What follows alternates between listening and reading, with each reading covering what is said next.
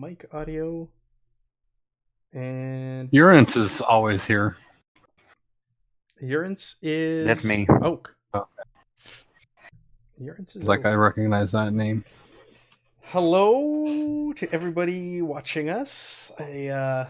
Two of which are our players, and Bloodluster, if you're a real person, thank you for joining us. If you're a bot, well, thanks for joining us as well. We've had a lot of problem with bots around here the last time we streamed. But we're getting ready the to... link. The link? Oh, The let me Twitch link. post that Can you for put it you. in? What's the purpose of a bot joining a small channel? I don't know. In our City of Mist game, we had like 4 bots. I opened it up, asked questions, they could name things, and no response, so I deemed them bots.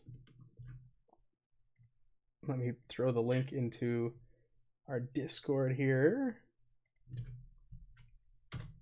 There you go. So who is our, mechanically wise, who's our most proficient Zweihander person? Because I have a technical question. In when I was rolling combat today for my blade, I noticed that if I added additional points in martial melee, it did not improve the roll. And I was wondering if that's because, like, I know that there was those skill ranks, I think, are capped based on your combat, based on your primary attribute So limit. were you something? rolling it on like the quick button, like for your court sword? Yes. It's my guess that It's on there. it's my It is, guess but- that it didn't update. Like sometimes it's basically a JavaScript that runs behind the scenes, and when you change stuff all the time, sometimes if you don't toggle the right thing, it doesn't change it in the final formula for the macro. So sometimes, like closing the character sheet, closing the game, coming back in will actually update it. Oh, Mhm. okay. Well, let me try that, because Like also, like if you toggle, my guess would be if you toggle martial range to martial melee and back or whatever, the first drop down underneath the But on the left it above everything. is working right now. That would be my guess. Mike, because you have 1 skill rank in it. If you hover over that 53, it's 43 plus 10. So it is taking into account the actual point that you did sink into it. And there it is. Now it's working with your plus 30. I think when we first did that, I noticed it when I was making my weapons that somebody had mentioned it because they had martial and I had simple, and they changed theirs to simple. It worked, and when they changed it back, it was correct. It worked all of a sudden. That's exactly what it was. Yep, Wes, you got it right on the nose, man. Problem Thanks. solved. All right. Thank Not that you, I can Wes. get any more points in martial. You can only get 1 in. Yeah, So at the current that's level. all right. All right, let's do a quick rundown everybody's characters again, just because we have a new person watching us. So yeah, I'm just clicking over to see if there's still just one person. Edmund, go ahead, give us a description who you are. Name's Edmund Randolph. I'm a smuggler by trade, connoisseur of fine food and drink, and yeah, I'm a pretty simple man. Not much to look at, but a lot to look at. Very good, Elric. Eric Simmel is a highwayman, kind of a scrawny little human. He likes to think of himself as a Robin Hood. He's excited to get out onto the roads and see if he can get some business done. Been in town an awful lot. And Erg. Erg Singebelch, ogre astronomer, loves to eat and says the worst thing possible at every give and go. Yep. Ruby Goodchild. Ruby Goodchild, halfling lowborn, who is obsessed with perfection with her rapier, her court sword. She is a bravo and loves to fight, only slightly less than she loves to solve problems with camaraderie and cheer. Yes, we saw that last week. And you grave robbed. And last but not least, Barsh. she put it back. Mm-hmm. Barsh is a dwarf. He is indentured as a pit fighter. He has a infinity brand on the side of his face, so it's pretty scarred and puckered. But it is an old mark. He has gray eyes. He is a very muscular dwarf. You can tell, but there's a nice solid layer of fat over him. Pretty good natured. Doesn't talk much, but likes to be around people and trying to find a better life than being a pit fighter slave. Yes. Maybe you'll find glory in combat this week. A bearded wife. A bearded wife. Or death.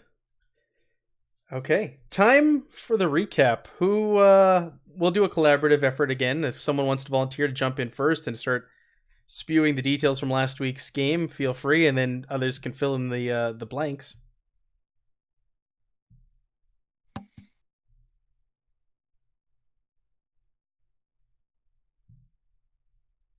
Anyone? Everybody's excited. Yeah. Yeah, not everybody. There was a What lot of the things heck that did we happened. do last week? There's a lot of things I that remember you guys uncovered last week. All right, The well, plot let me thickened. I'll take a stab at it here. So, we started on the road right in front of the ambush, and we headed back to the. Of course, I can't remember a proper name to save my life, but the our main host, what's his name? The Maximilian. He's the one who's hired you. Yep. Right, the Hempt Baron and the new groom. We returned to the town, and the town's name is. Oh, geez, now I'm You've got notes, man. Yeah. Where? If you open up your character journal, you'll get the host of NPCs. Vorburg. Maybe the town of Vorburg. Right. So we returned to the town of Vorburg, or entered there for the first time, and we immediately are greeted by several locals, and most of whom are related in various ways. And we find out that there's been several people murdered and put up on a scarecrow, and it was apparently done by the what do we call these guys? The mutants. Mutants, the orcs. Yeah. What you will. Yeah, they appear to have then a band of maybe 3 or 4 of them seem to have fled toward the mountains after we examined the area. They're being very secretive about who did this, and Max wants us to keep it a secret, and if anyone asks, it's bandits.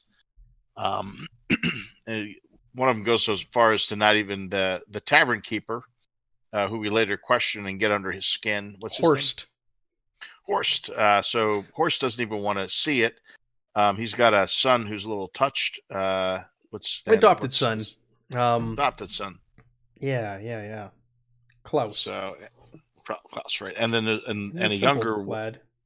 Right. We come to find out that his wife, along with most of the other wives, are younger because all the women and children of a certain age were taken by the orcs in a prior raid 12 years before. Correct. Good memory on the amount of years. Yeah, just don't ask me to remember a proper name. So then we, start to kind of pull at the threads a little bit. We come to find out that when the town was attacked, that 3 of the adults stayed, and then were engaged in some kind of bargain with the orcs. Yes. Well, most of the men stayed behind, but there was 3 individuals that were kind of the right. And that was Max, and the one of the other men was the brother-in-law of Max, or the. So it was Max, the man who was found slain and strung up like a scarecrow. And how was he? Heinrich? He was related. And he was related to Max somehow, wasn't he? Or no, Heinrich is related to the father or the pastor at the shrine of the god emperor, and that is Pastor Wilhelm. And Pastor Wilhelm left. He wanted to be a brave young man, and he left to a neighboring town to try and rally some troops to hold off the And orcs. he was the younger brother. Yes. Right. Okay. So and he has a mother, or there's a I'm trying to remember. His mother was taken as well. I'm trying to or there was a woman in that side too. I can't remember exactly who it was. There was a grieving widow in the Yep. in the shrine of the god emperor. Yep. Yes, also younger. Yes, she was. Yeah, she was okay. Enid, and she was grieving. Enid, that's right. For her son and husband who were found strewn up out in the fields. Yep. So one of the three has been killed. The other one is the innkeeper, and the man who was killed, the brother of the pastor, worked for Max. Was in charge of the security for the caravan, I think, right? Anders was in charge of the security of... Oh, the gentleman that was killed. Yes, that was Heinrich, and his son Dieter were along with the caravan, and their bodies were the only two that were taken away, and then they were desecrated and strung up outside the town. Right. And so we discovered that there's a necklace that... Yes, a talisman. A talisman that we eventually, after many failed attempts, determined has the capacity to hold magic. There was one that Ruby borrowed to discuss and return at the gravesite, and then there was another one around some of Max's family's necks, including his son and his other daughter. There was one at the grave of his daughter. Yes, that was the one that you took. That's the one that you pocketed. Borrowed. Put back, and then I believe Erg took it. Yeah, that's right. I did. I restole that. That implies it was stolen the first time. And then who else had necklaces? Who else had talismans? The son, right? That was it. Waldman, Max's son, Waldman, has. But also. But there was another one too, wasn't? Yeah, did you get out of the graveyard and get corruption for stealing it? Yeah. Yeah, Max's sister. Correct. Max's sister had one.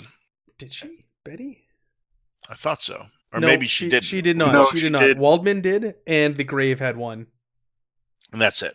That is it. Okay, and Max does not have one, or did we not determine that? He does not have one.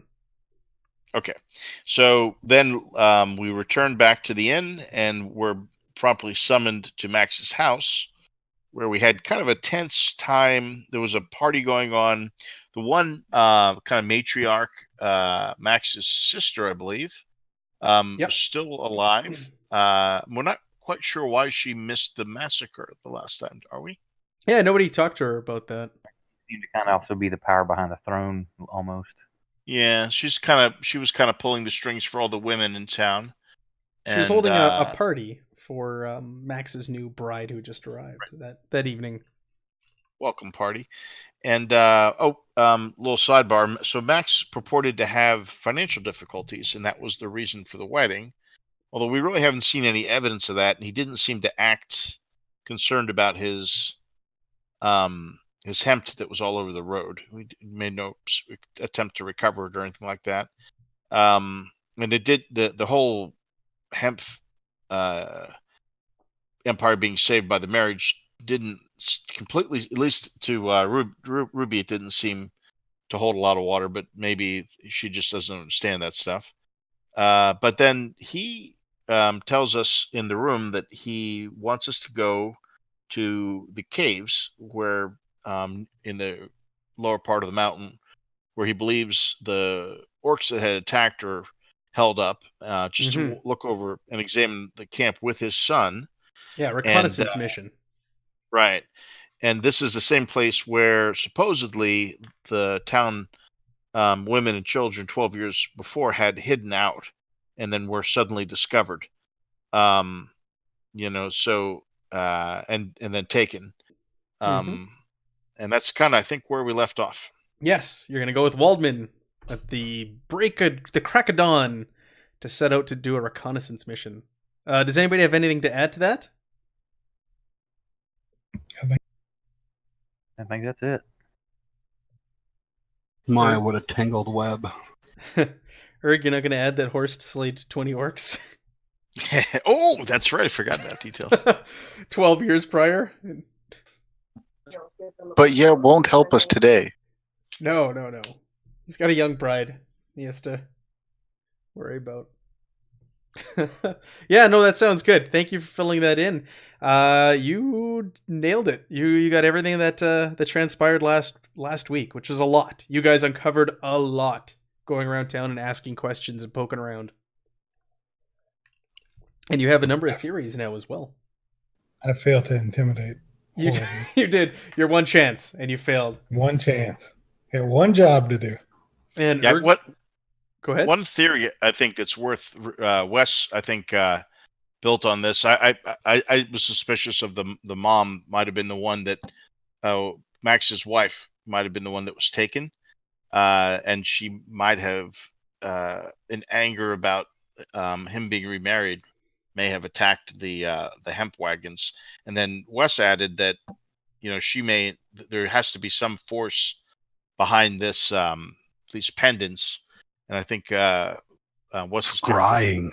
Right, Wes's character had some theories on that. Wes, can you elaborate on that? Because I felt like maybe she was scrying through these pendants. That's how she knew what was going on and how they magically reappeared at this point in the existence of these people. Yeah, that's what he had said last time. That's actually a good theory. Yep. And Ruby's but hey, it's time to go find out. Huh? Yeah, I like it. I love it. You guys are getting to the tangled web. One more thing: 2 silver per person. Oh, for our trip up there. Is that what it was? Yeah, you guys got Max. There is one other thing. We need to pull some coins out onto our table here so we can roll. That's right. We got to do coins, and we have to do. None of you guys gained enough corruption to go to the rank of chaos, so you all gain 1 rank of order. Go ahead and check that on your character sheet. Oh wait, Ruby had a one point of chaos last time, I think.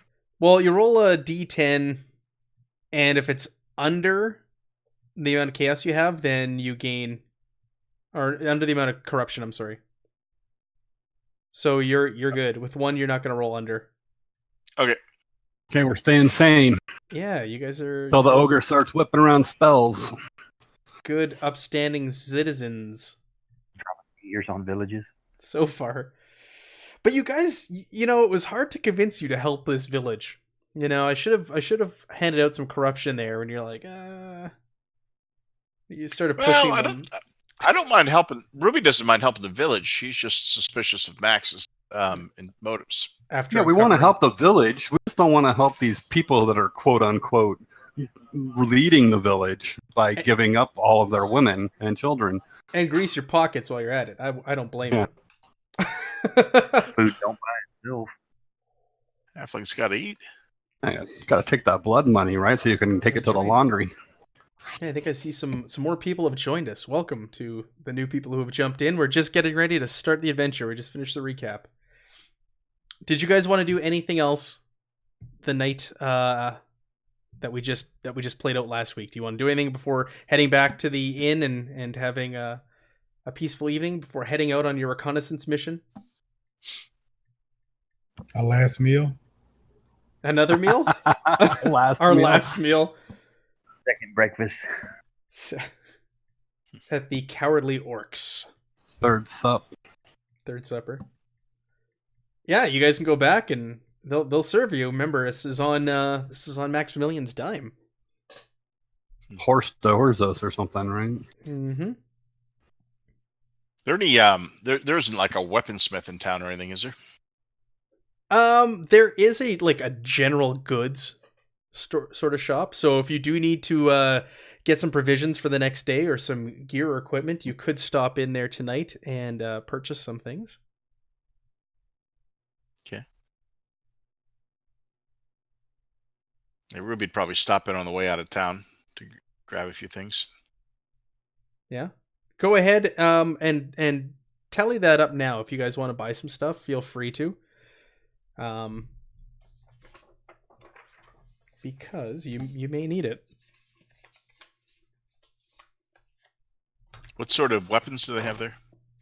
So yeah, you go to the shop. It's very standard because you're in a small village. So, like I said, it's more of a general goods store. There's a young man behind the counter. He looks like he's just in his early 20s, and he greets you with your strange face. Oh, hello.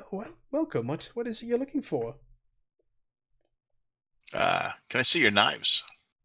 Oh, sure. And he breaks out some knives. They're look like they're more in line with like hunting knives, like for skinning an animal. Is the things he carries. This is like general use. This isn't like a weaponsmith, so he's not pulling out fancy knives to take down an orc or a mutant with.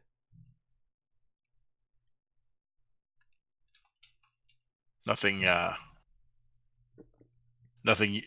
balanced for throwing or anything then, right? No, not particularly.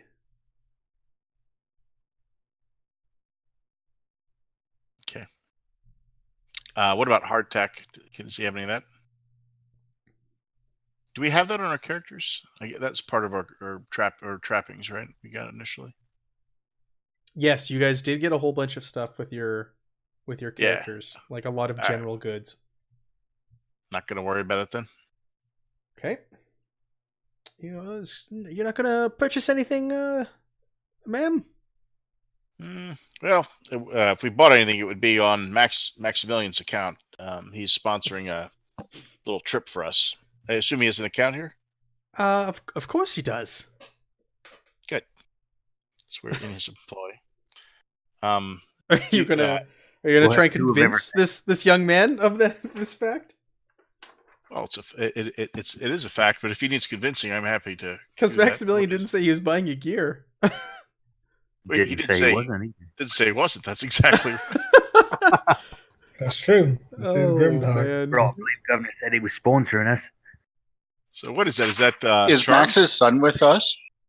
Waldman is not with you. Waldman stayed behind with Max and Anders at the house. Yeah, that would be a charm. What would the difficulty rating on that be? I'm gonna make it a challenging. Yeah, I'd say that's about right. Okay. And you get help on that, right? What's that? Sorry. I'd like. Do you want to help him? Charm test. Yeah. Mm-hmm. Okay, I'm not trained in charm, so I can't help. But someone else is trained in charm, aren't they? Yeah, I can charm. You want to give Ruby a hand? Sure. Well, so we're doing difficult? Challenging. So challenging. Go ahead and give me the aid, and then I'll take the roll. Let's hit that tens die. Yeah. Oh, that's not going to help. Ooh. No, that doesn't help. No, you're no help at all. All right, Ruby will go ahead and say, yeah, of course, we're here to, solve the problems with the banditry. We are, of course, in Maximilian's employ, and he's asked us to get provision before we move out with his son tomorrow to investigate a few things. Oh, you're gonna go look into the camps? Oh, all right. Oh, look at you. He goes, Yeah, I softened him up. Yeah, right. With your 87. He goes, well, Maximilian, he does owe us some money, so I don't know if I could put everything on there, but I could give you a discount. Okay, that's good. Is there anything? Are there any swords or weapons at all that they stock? There are some swords, very, very, very basic swords. This is a farming village, so there isn't a huge need for weapons like the local militia here. You assume that the militia are made up of some local farmers, but they're also sell swords. Okay. So show up with their own equipment, looking for work. Anybody? Nothing up to the standard of your court sword. Your court sword is a sight in this village. When you walk around, people do a double take. All right. Well, I'll step back then. Now that we've got the negotiating over, and let these guys buy what they need. Did you guys want to buy any simple gear outside of the starting trappings that you have? Might need some rope or that kind of stuff. I don't know. I'm good, I think. A couple of days of food would be a good call. Yep. Yeah, so they have hardtack or that type of thing? Yeah, they do. Okay, we'll go ahead and order, get enough for, there's going to be a total of 6 of us. Is that right? There's 5 of you guys. I'm just looking up in Oh. the book here. Plus the son? So prices. You're going to buy for Waldman on his daddy's dime? Absolutely. All right. Bold.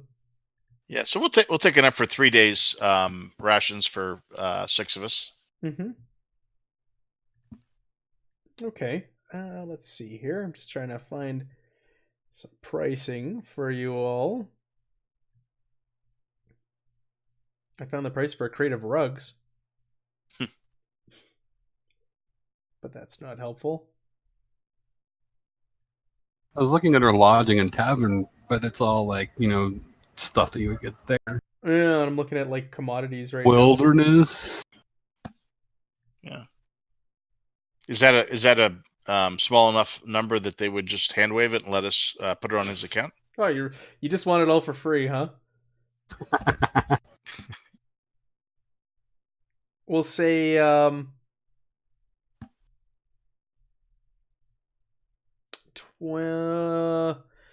15 copper. That's with the discount. With the discount. Okay. All right, so that's like 3 copper a piece then. Anybody not want to part with 3 coppers? No, that's fine. Let me see That's what I a have. copper. That's fine. Got any gut rot? He does not sell alcohol here. He goes, I would check at Horst's. Have you been to the Cowardly Orcs? He might have some there. Is it strong? I don't. I've never drank this stuff. I don't know, but he'd be the one to carry it.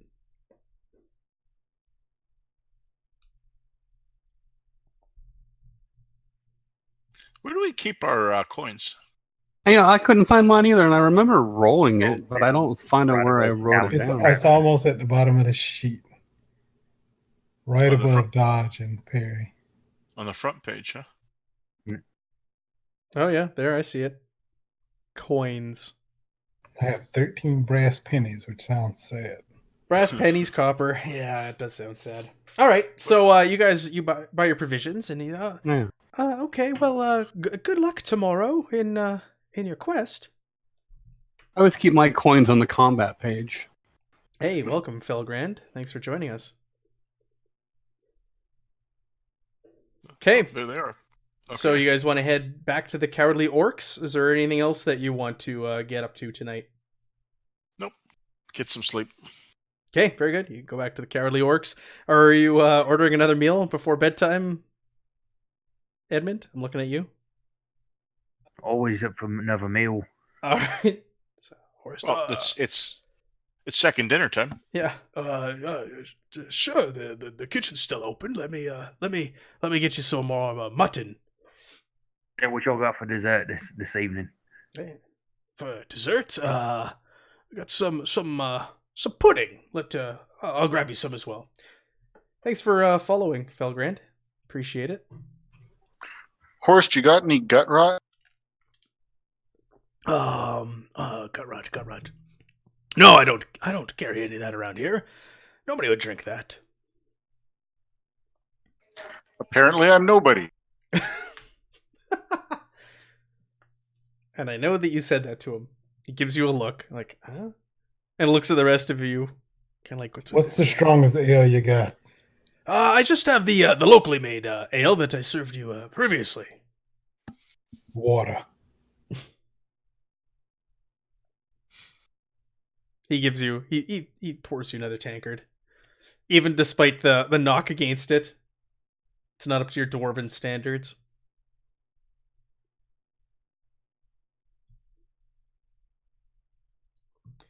All right, so you guys finish up your second dinner and your first desserts and head to bed for the night. And you have sweet dreams. Sounds good. Of doing reconnaissance on mutant camps the next day. So the next morning, you're woken up at the crack of dawn. There's a banging on your door, and you hear Waldman on the other side of the door saying, "It's time to gather. Breakfast is waiting for you downstairs. Let's go."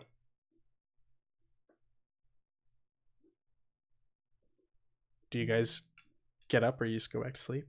Oh, hey, I'm getting up for breakfast. Yeah, we get up. I get up. Lumber down there. All right, you guys make your way downstairs. As you're heading down the stairs, Waldman and Andre are sitting at a table. They're eating. It looks like they've been eating for quite some time now, and they're just finishing up their meal. And as you guys enter the room, Andre leans over to Waldman and says a few words to him, lays his hand on his shoulder, and leaves. And after that, Waldman sees you guys coming down the stairs and waves you over, and there's hot breakfast waiting for you. Please have a seat. We've got a long day ahead of us. It's about a day's travel to the Horned Monk, and I fear it might be quite perilous. So you should eat now, and we'll be on our way. Will it be grim and perilous? I should hope not.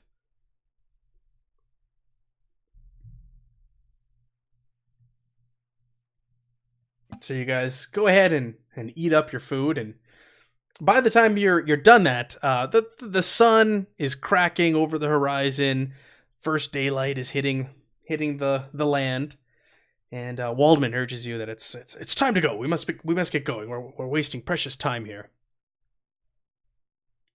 Does Waldman? Does the son? Is that Waldman? Yeah, Waldman's the son of Maximilian. Does he join us for breakfast? Yeah, he sat at the table with you guys while you were eating. He's just finishing his as you came down. Okay, all right. I just Ruby's just a little suspicious of these guys, so I know she is. Food look like it's look okay. Yeah. You want to make a scrutinize test? You want to look at it a little closer? Yeah. Okay. Do just a standard scrutinize.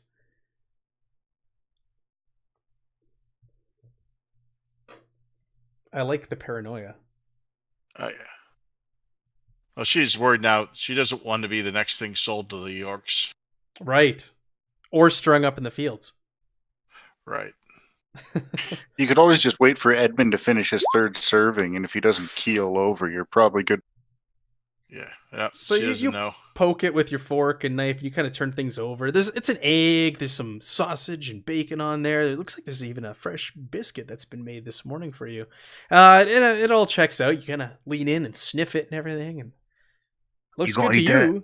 Yeah, you look over at Edmund, and he's like licking his plate clean at this point. Like, yeah, she's now that it's in her head, she's just gonna go ahead and push the plate over to him and say, "Yeah, I don't always ride well on a full stomach.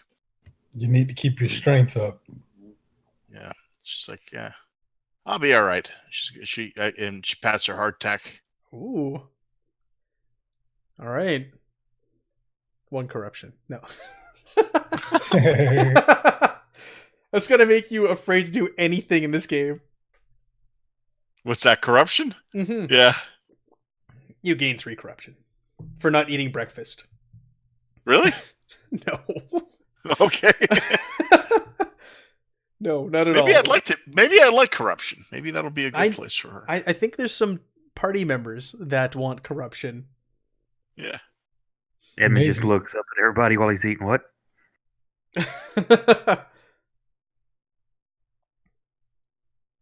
All right. So you guys finish off your breakfast and you head out. Waldman asks, "Did you gather everything that you need for supplies for the day?" Indeed, and we appreciate you covering the cost for us. I did no such thing. Oh well. He looks rather confused. And then she hands him 3 hardtack. Says, "We got these for you." Pats him on the back. Oh, okay. I didn't buy these. Thank you. We're only going for a day, so you shouldn't need any food. Best to be prepared. We have fortune favors the prepared. He shrugs. Oh, all right. All right. So you guys head on out of the village. You head northeast out of the village. And it's a clear day. If you recall on your way into the village that you guys ascertained that it is fall. It's harvest time. So it's late in the season. Go ahead and make me an easy survival test, everyone.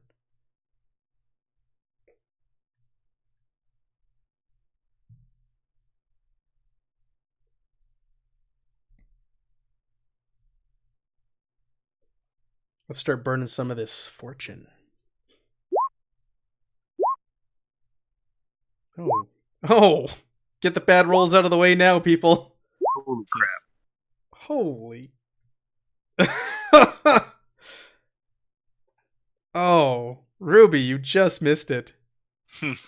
You guys are passing through this late wooded area, and you're looking it over, trying to figure out what they use this spot for. You can't really tell. It's not really dawning on you, and you're also trying to keep your eyes out for anything unusual. And it just seems to bypass you. You don't know the area. You're not familiar with this territory. So if there was anybody or anything, you definitely would not have sensed it. Are we on foot or are we horses? You guys are on foot. Does he not have horses, or where we're going is not horseable? Where you're going is not horseable. So you're heading to the Horned Monk, which is that they call it a mountain, but a large hill is what it really is classified as. So you're heading there, and as you're going, he explains the plan. So he's like, we're going to go to the Horned Monk. We're going to follow around the edge of it, and then we're going to climb up on top on one of the cliffs, and we'll be able to look down and get good visibility and sneak towards the camp from up there and find out what's going on. Have you climbed these cliffs before? I have. That's why I'm joining you. I know it better than anyone else. That's what my father told you last night. How sheer are we climbing? That's a good question. It's a bit strenuous, but nothing out of the ordinary. Does it require climbing gear? No. I can scale it, no problem. Are you a good climber? I'm proficient. Ruby looks back at the rest of the party. Could Edmund climb it? He looks at Edmund and kind of puts his hand to his chin and thinks for a moment. Yeah, I believe, good Edmund. Do you have rope? The lot of you. Let me look. With some But rope. I slapped my belly, and do you think I can get up there? Yes, with some rope. You and Edmund, and you can all make it up, no problem. Ruby says, I'm not worried about myself. Obviously, I won't have any trouble.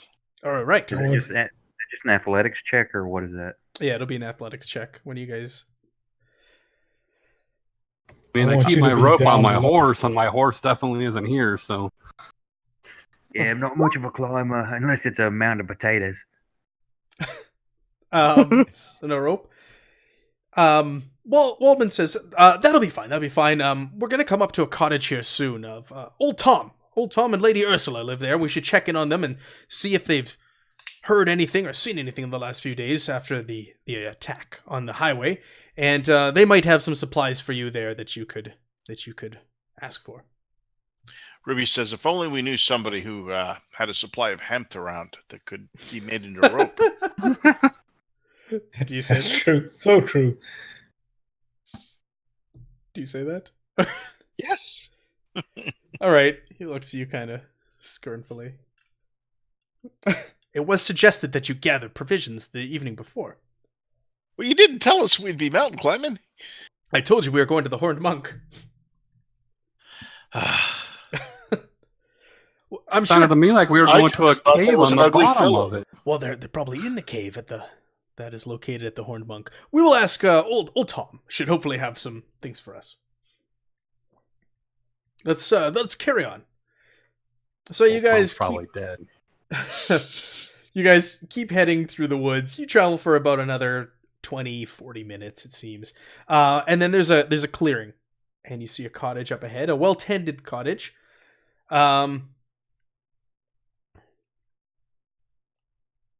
Waldman turns around and says, "This is the old Tom's house, and Lady Ursula, his wife.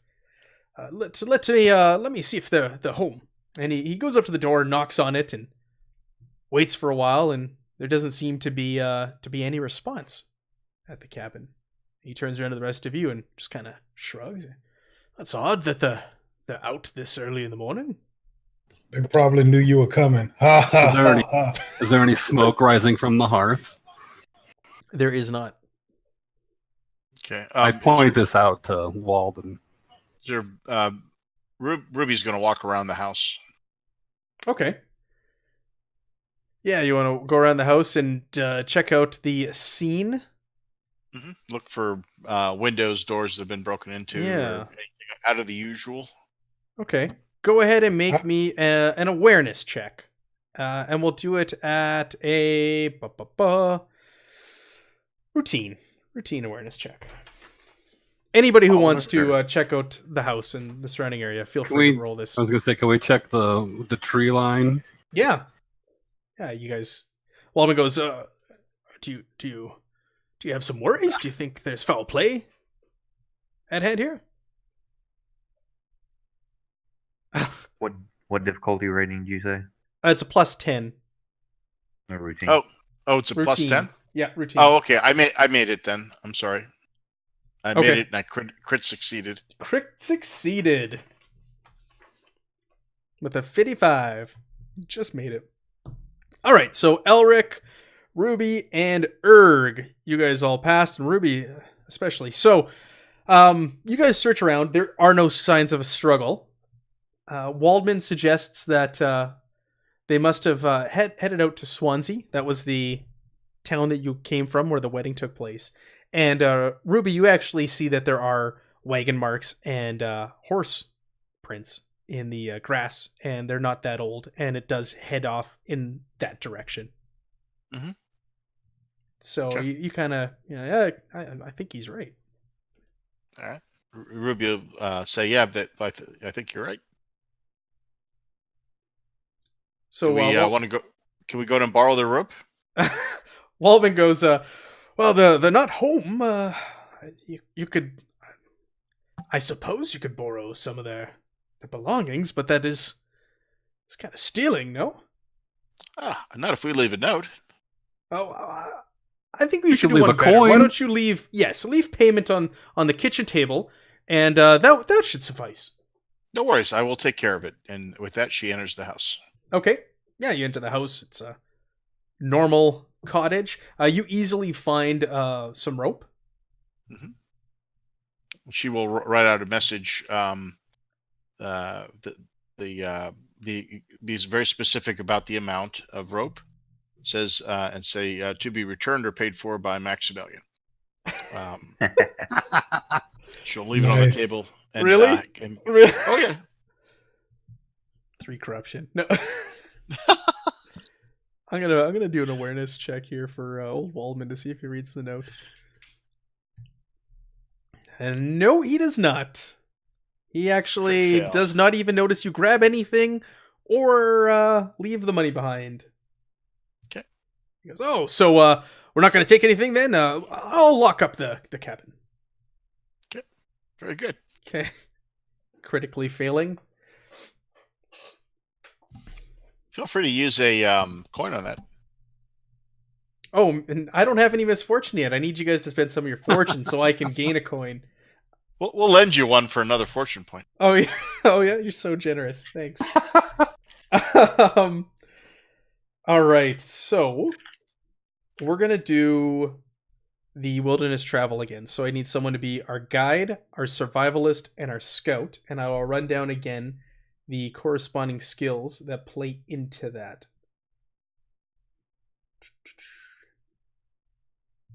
So the guide, navigation is a skill related to it. Survivalist is survival, and scout is stealth. Who are my volunteers? I'll do the navigation one. I'll be the guide. Ruby will be the scout, if that's okay. Yeah. Did you want to use a fortune point on that?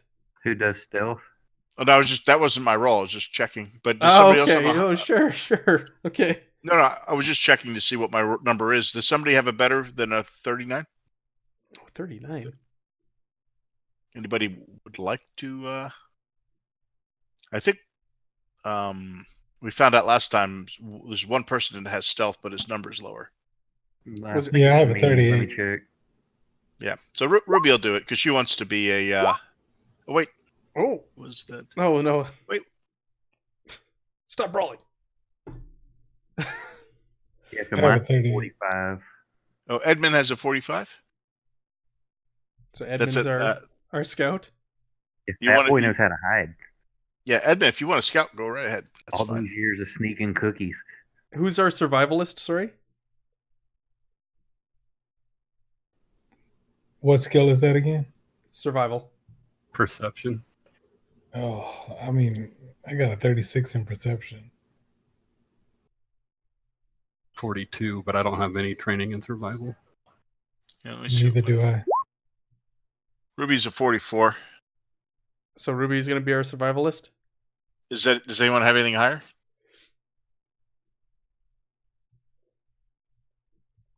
I don't Not think really, so. no. Looks like it's you. All right. The survivalist. All right, Ruby That Tuesday. that's not my role. I was just practicing. Okay. Well, we're gonna get everybody to roll here in a moment. So, let me find the difficulty for you all. It's a short stretch.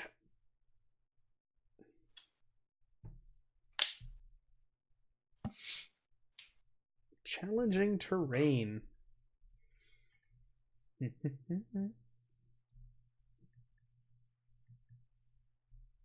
So it's at a -10. Challenging terrain. So go ahead, everybody, and make me your roll. Oh, navigation's great. Nailed it. Oh, we won't get lost at least. Now here's where I screwed the stealth since I wasted a 2. And it's just a standard check. It's a -10 Challenging. because of the terrain. And because you guys are kind of paranoid right now that there's orcs and mutants all around. Oh! Hey, well done, sir. And Ruby. Ruby, Well- would you like to use a fortune? What does that mean? I just don't find any food on our travels? It does, and yes, essentially yes. That's what it Okay, boils down to, like mechanically. But you're also looking for any signs of people or things coming through here. I'll leave it up to the party. You guys want me to re-roll that? I've got a 1 in 3 chance of converting it. I'm good. Just want to leave it She as did- is. Yeah, she did Yeah. remember. She remembered to get hardtack, so she did kind of. I'd let it ride. Okay, If we're getting combat, we're probably going to want those rolls. That's Okay. what I was thinking. very good, very good. DM's trying to bleed us out of our. No. our- The way you guys There's one started point of rolling- corrupted to the DM. Yeah. Yeah, so I'm the bad guy. All right, so you guys travel. Let's see. After the cottage, the forest turns into wild, and soon natural rock walls rise to your right. So this is along the edge of the Horned Monk. The edge of the Horned Monk.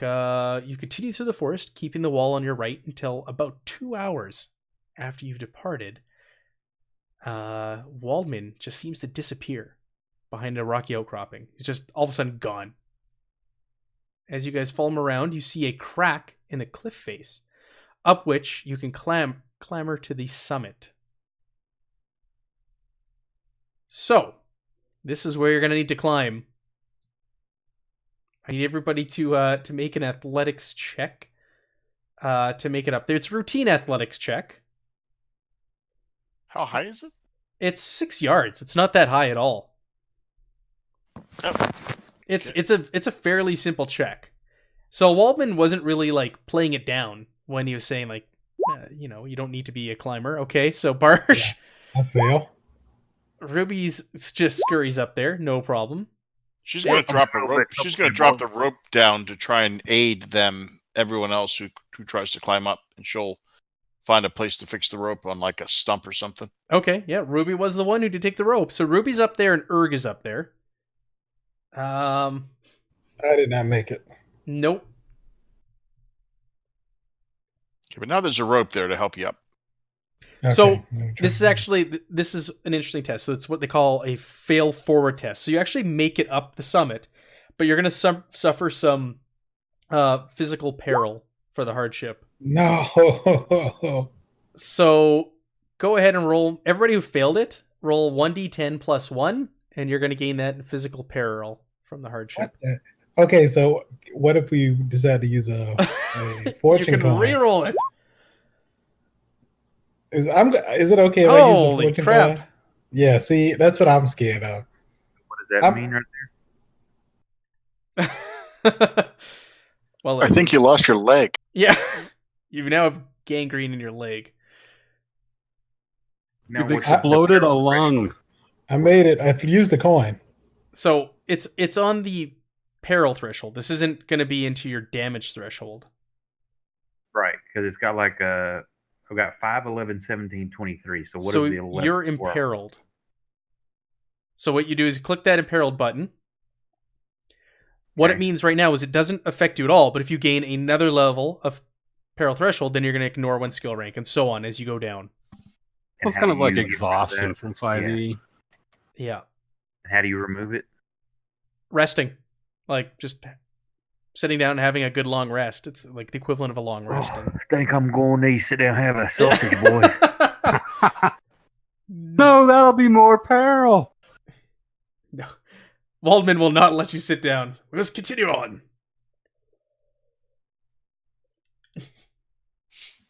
Get up.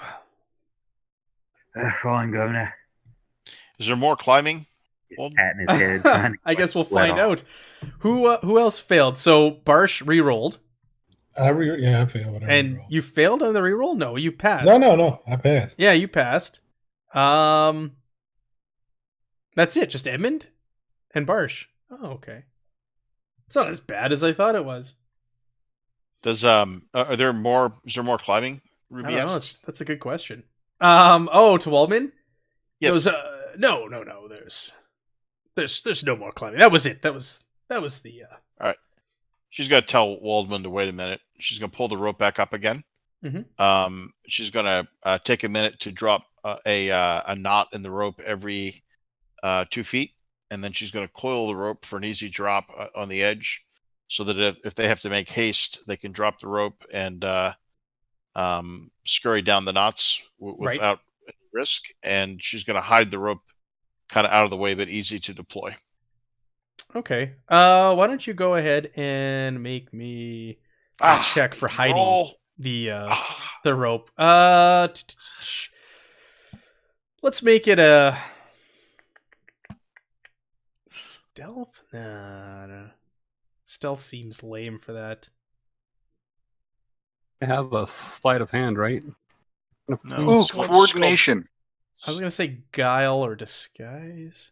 Guile's fine. We'll go with Let's do Guile for 5. guile and do it at a 0. There's no modifiers. All right. Yeah. Okay. Nope. So Okay. the rope's out in the open. Yeah, it's just tucked away right there. It's just sitting next to the little cliff. If anybody is smelling salts, One leaf on top of it. Yeah.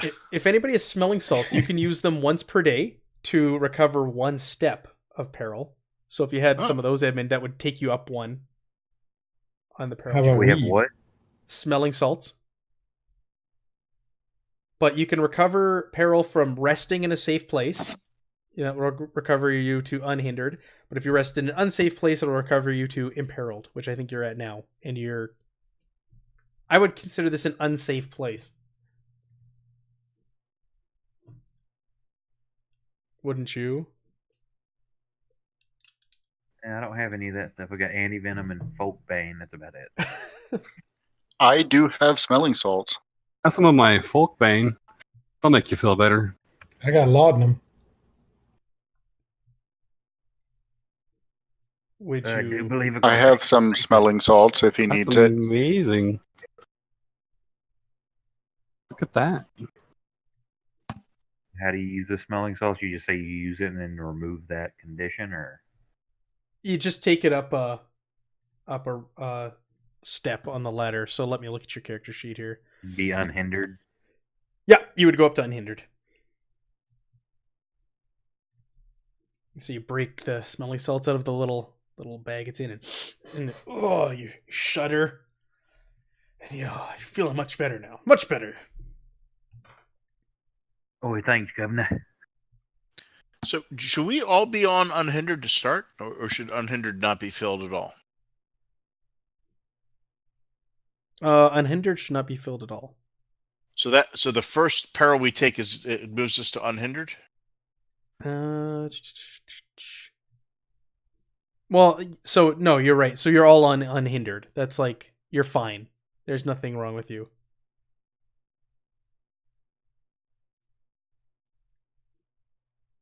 So technically, he would have been ignore 1 skill rank at PT. No, well, did he go up 1 or 2? He went up 2. He went up It's 2. only 1 because my was first it only 1? threshold's 11. I'm looking at the wrong character sheet. Yeah, it was only 1 then. So you would have been imperiled. Yeah. Yes, you brought yourself back to unhindered. Okay. All right. Yeah. Waldman goes, "Oh, no, there's no more climbing. Let's carry on." So Ruby's going to drop back and keep a very close eye on Walden. Oh, sure. Okay. Hey, Walden. Yes. She wants to look. Does he have that talisman out still? Go ahead and make me an awareness check. At a +10. It's on his chest. You should be able to see it. Yeah, you saw it the night before. But we're not seeing it now necessarily, huh? Mm-mm. You can't make out him. If he is, it's got to be underneath his clothing. Okay. What? She just says, "What do you expect from here?" We go up to a ridge and then we look over. We look over, and if we need to, we can scale down it. It's a slight slope there, and we can get in close and listen what's going on in the camp. Scaling sounds bad. He goes, at this point, though, we are getting closer to where I suspect their camp is, and I suggest that we go in marching order. I'll go first, and you all get behind me. So I need to know what's our marching order? Who's in what place? I am not inconspicuous, so I should probably be somewhere near the back. Yeah, Ruby can be toward the front. That's fine. I'll go in the middle. So put Ruby behind Waldman. Edmund. Then who? Barsh? Where's our pit fighter? He's somewhere in the middle. All right, want him right behind Ruby. I'm going to switch place with Edmund. And who wants to be last? Elric or Erg? I could take up the rear. Who is real stealthy? That boy. Yep, big boy. Probably doesn't want to be. Is he really? Yeah. Yes. Yeah, he's got a skill rank in stealth. You can't fight though, can you? Yeah, he can fight, can't he? Let's see. I've got a simple melee with a rank in that, and I've got a +5 for my modifier. So. All right. Well, you're not a bad fighter then, too. All right. Let's see. Yeah, I got 66. He's real light on his feet. Sorry, Yeah, metaphorically. Actually, really good. Yeah, he is. He is actually really good. Get you up here. Yeah, 56. Sorry. Still, Okay, that's still not not bad. bad. Bad at all. All right. For being beginner characters. And also, because he warned you of being closer to danger, and he believes your camp is going to be somewhat ahead. Do any of you guys want to ready your weapons? I definitely will. Okay, what weapons is I will as well. Morgenstern. Okay. I'm actually going to take out and load my flintlock pistol. Nice. Okay. So good to do that now before, if anything should happen. Mm-hmm. Court sword for Ruby? Or throwing dagger. Yeah. Okay. She'll get her shield on her arm and her wooden shield, and she'll just get her throwing daggers ready. Get those ready to throw. All right. You've got your staff. And my other hand by my accoutrement for my casting. Okay. And Edmund, are you going to be brandishing anything? I'll use my blackjack. Oh, nice. I love it. Okay, so this is now uphill. This is a tense hike for especially Edmund and Barsh, who are a little overweight. This is tough on you guys. So you're huffing and puffing as you're making your way up the hill. After about an hour of this hard scrambling, Waldman turns around and tells you guys, we're almost at the tree line. Just beyond that ridge is where we need to go. We can look down on the orc camp. Go ahead, everyone, and make me a standard eavesdrop test.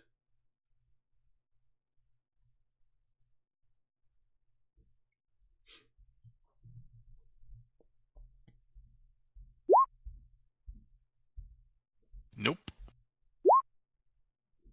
Yep. Boom. Miss. So Edmund is our man. So, you'll hear this? Edmund, you hear someone following you. I think we're being followed, boys. What are we in the woods? You're going up an incline, so it's not really wooded. It's pretty out in the open. There's some bushes up ahead, near the ridge line, but you're going up this mountain / large hill at this point.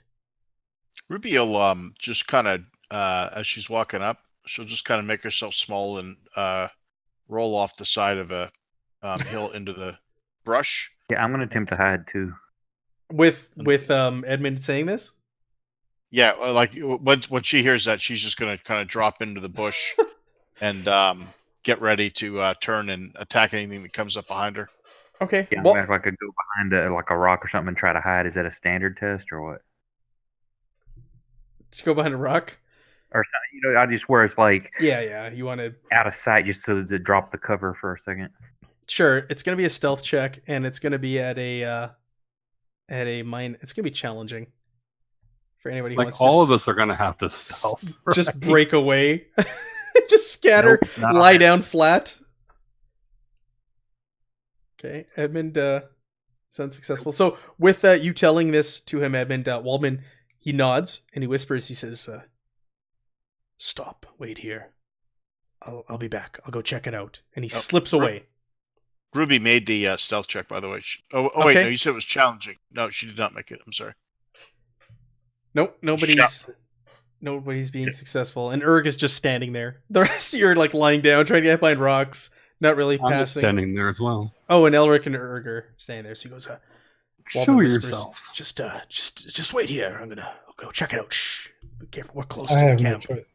Well, Ruby's gonna follow him. She's not gonna let him go by himself. No, stay behind. Don't follow me. Well, she's not gonna. She's gonna wait till he gets going, and then she's gonna go. All right. Well, make me another stealth check then. -10 still. Yeah. Shake out those 99s here.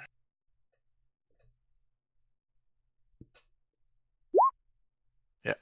No. He goes, get back there. I will look into this.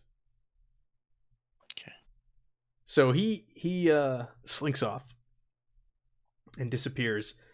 And then a few moments later, you hear someone shout in surprise. Ah! And you see Waldman appear behind you and drag Klaus out from behind a rock. So what are you doing here, boy? Why are you following us? This is dangerous. He goes, I just, you're my hero, Mr. Waldman. I wanted to make sure that you're okay and see if you needed any help. This is no place for you, boy. There's an orc's camp up ahead. And Klaus is just kind of cowering. Have you seen any? Are they here? Be quiet. You'll give us away.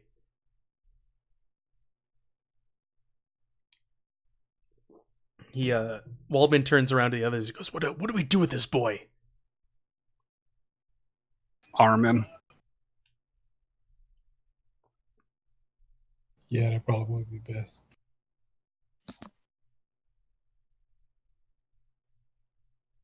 Okay. Waldman thinks it over, and it's probably the best course of action. We're so close to the camp, and boy, you can't give us away. Get behind. Get to the back of the line. You're at the back of the marching order. He takes a dagger out from his pouch and gives it to him. He has a sword on his side, like a short sword, Waldman, so he gives Klaus a dagger.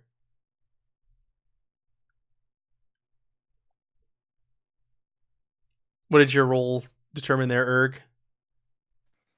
If I rolled a 1, I was gonna say we can use him as a meat shield.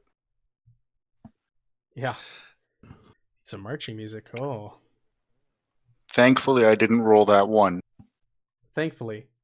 We might have some music here. We do need some marching music.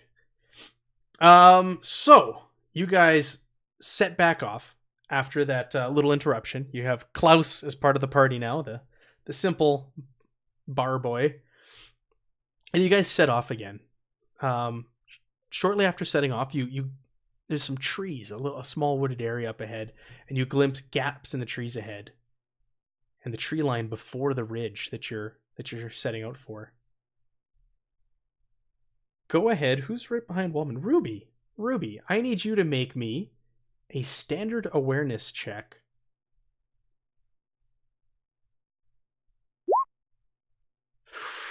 Oh, just failed. All right. So out of nowhere, a arrow flies from the trees and lands directly square in the chest of Waldman, and he drops in front of you, Ruby. Oh, and he's bleeding badly. He was critically hit. Whoa. Oh, gonna feel that one in the morning. Actually, this NPC has fulfilled his purpose. Actually, was he hit in the head? Wait a minute here. Grievous injury table, cerebral contusion. Brain bruising. Yeah. Unless his head was up his ass. He was hit in the head. So he got hit square in the head and drops to the ground. He ain't moaning or groaning. Okay. Look, where did this come from? Came from the tree line, dead ahead. How far? It's about 15 yards ahead. What's the light like? What's the light condition? You can't see anything in the trees. Is it the same tail feathers as we've seen previously? Yes, it is. So it's so that came from 15 yards ahead through the trees? From the tree line, yeah. Fletching, I guess I should say. But ahead of us right now is open terrain? There's a bit of open terrain in front of you before you get to that tree line that you saw. You could see the ridge on the other side of it. Mm-hmm. Are we in cover now? You're not. Well, Ruby is. She's got a big guy in front of her that she's holding up. Drop behind Waldman. Poor Waldman. Yep. I sure do. And check him. Is he dead? Oh, he's dead. Okay. Brain bruise. He got an arrow to the head. She immediately puts her hand up like to say hi and waves it down sharply to get everyone down flat. Okay. Do you guys get down? Yep. Trying to find cover. Can I see anybody, Matt? Why, do you have any racial special thing? Bigger vantage point. No, you don't see anything, but you guys, when Ruby raises her hand and you guys start to drop, you can hear rustling in the woods up ahead, and you can hear the sound of someone or something moving quickly away from you. Okay, so pot shot and then retreat. Yeah. So with this, also Klaus is like wailing. No! I grabbed Oh, Klaus man! and put my hand over his mouth. Okay. Is He's he alive still? Yeah, he was in the back with me. Klaus was bringing up the I rear. grab him and like shove my hand over his mouth. Is the kid dead? No, the kid's alive. The Waldman's He's dead. screaming his head off. Yeah, No, Klaus Waldman. is screaming. Waldman's dead. What? Maximilian's son. Well, Adult Walden's son. dead. Yeah, that's what I Waldman meant. is dead. Yeah. You check his pulse, and there's nothing there. All right. Ruby's gonna check to see if that amulet thing is on him. It is. He dies, and you just you start ransacking him. I love it. Okay. No. Yeah. The talisman is around his neck that you All right. saw the night before. She's worried that that's being used against us since the one party member suggested that. So, all right. So 15 yards to the tree line. How long would it take her to cover that? Oh, it'd take you, if you're sprinting, it wouldn't Yeah. take you long at all. You could get there in a matter of seconds.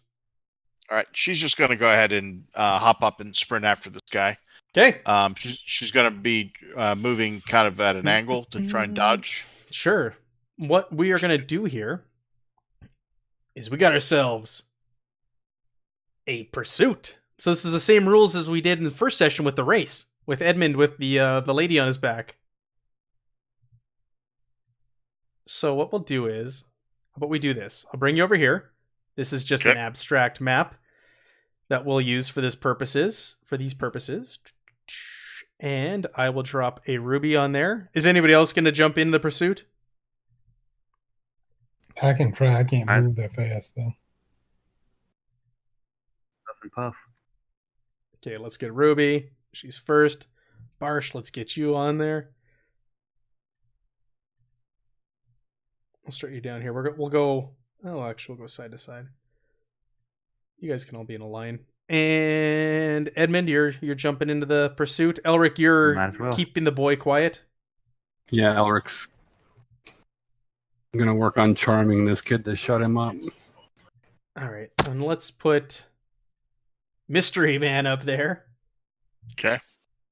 Who or what this is. All right, so there's a surprise turn, and that's for the shooter. They took off before you guys, so they're going to have a bit of a head start. And we're going to get into the chase rules. Bear with me here as I get to them.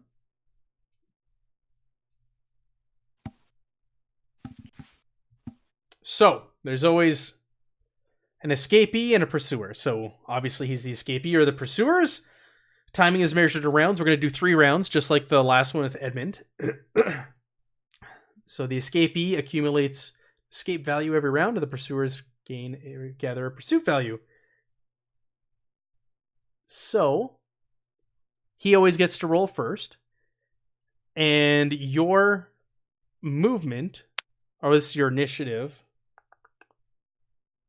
No, your movement is based off of rolling a d10 plus movement.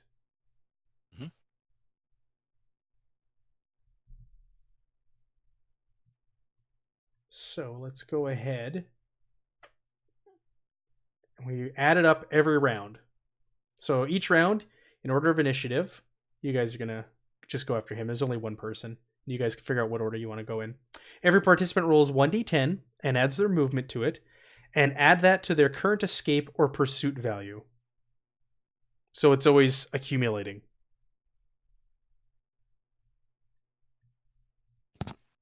Okay. So I'm ready to go. Let me get my guy here. I just need to figure out how far ahead he is.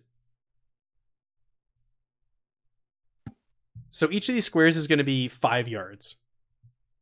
Is that? I guess they'll be 1 yard each, won't they?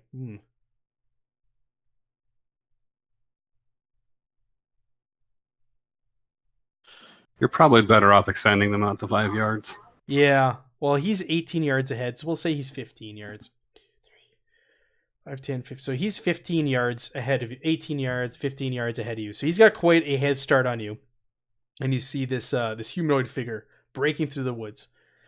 So he is going to now roll his d10 and get his movement on there. Can I... Ooh, that's terrible. Can you go on? That's fine. I'm going to be starting from the square that the dwarf is in, if that's okay. Yeah, sure. That's fine. So because we're doing 5s, we'll round up or down. Do you guys agree with that? Are you fine with that? Fine with me. Okay. So he moves 2. He moves 10 yards. So go ahead and roll me your movement. 1d10 plus your movement. He's got a 16.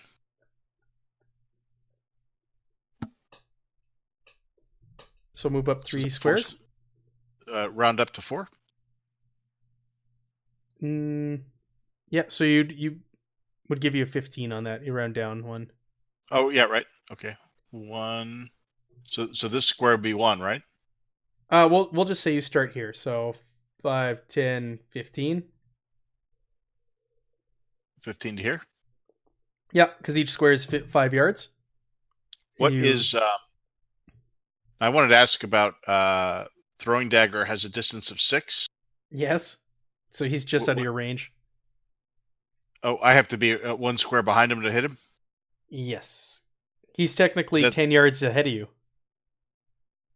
Right, and that's 6 feet? Is that what that is? Well, it's all yards in this, but yeah. Oh, so that's 6 yards. But he's 10 yards ahead, so I have to be right behind him. Essentially, 1 square away. Got it. Okay, Edmund, you did 10 yards. Rounding down, and Barsh, go ahead and roll me yours. That's plus brawn? No, it's plus a movement. Oh, because I don't see my movement I was looking for. Look at your combat, and then in the upper right corner. So, Ruby, you definitely see a humanoid figure. About, or just under, actually, normal human height.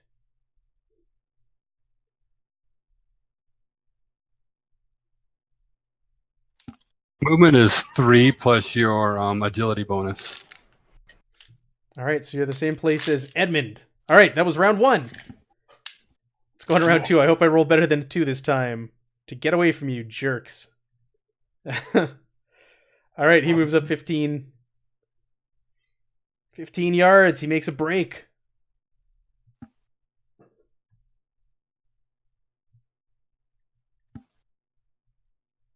Okay, Ruby. Oh! Whoa! Uh-oh. Breaks up ahead. Oh! 20? Round up? Yep. 5, 10, you are 15, right 20. behind him. Okay, and then I can pop off a dagger, right? Yeah, you can. You remember that correctly from the chase when you were given cabbages. When Edmund was given cabbages, that was something you do. You can make a ranged attack. Any modifiers? Yeah, definitely. Because you guys are in hot pursuit. I'm gonna give you a. Ooh, how mean do I want to be? Minus 10. Okay. How do I do that on the throwing dagger roll? I think the same difficulty rating will work. If you click the difficulty at the top, yeah, let's give it a try. We haven't done combat yet. Okay, so I'm gonna do that, and then let me see here. I don't target him or anything. I just roll. Yes.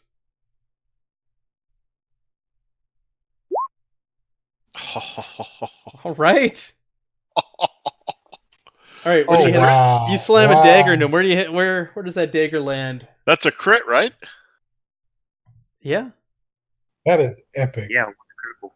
Is that something special for rolling a 1? I don't know in combat. I read the combat rules again earlier today, anticipating we were going to get into this, and I don't remember. Like I say, it's a critical hit because yeah. 100 would be a critical failure. It's a crit, but you would think because it's a 1, you would get something else. Let's. If there's people in the chat watching who know, what does a critical hit in combat do? Before we hit the books, because you're our resource. If you know this game better. I'm going to, in the meantime, type in critical combat. Critical success. Some attackers allow an attacker to trigger a special effect when they roll a critical success with an attack action. In these cases, talents, professional, and racial traits allow an attacker to incur a mechanical bonus or new effect covered in its description. So you have to have a talent or something that would do it. It says, in cases where the attacker rolls a critical success to strike with an attack action or perilous stunt, the defender is left defenseless to it. This means that they cannot counterspell a magic effect, parry melee damage, dodge range damage, resist perilous stunts, or the effects of chaos magic. So they don't even get a defense. Or he doesn't. No. He's defenseless. Okay, nice. So the sad thing is I only rolled 8 damage. I guess that's all right. Yeah, that's At least it just happens. It might go over his threshold and cause injury. Yeah. Yeah. Okay, so because it's a critical, I'll let you call where you hit him. How about that? I will chuck that right into his the meaty part of his calf. Okay. So that it'll hopefully slow him down a little bit. Sure. So you whip this dagger. It lands in the back of this figure's calf, and it drops to the ground and starts moaning.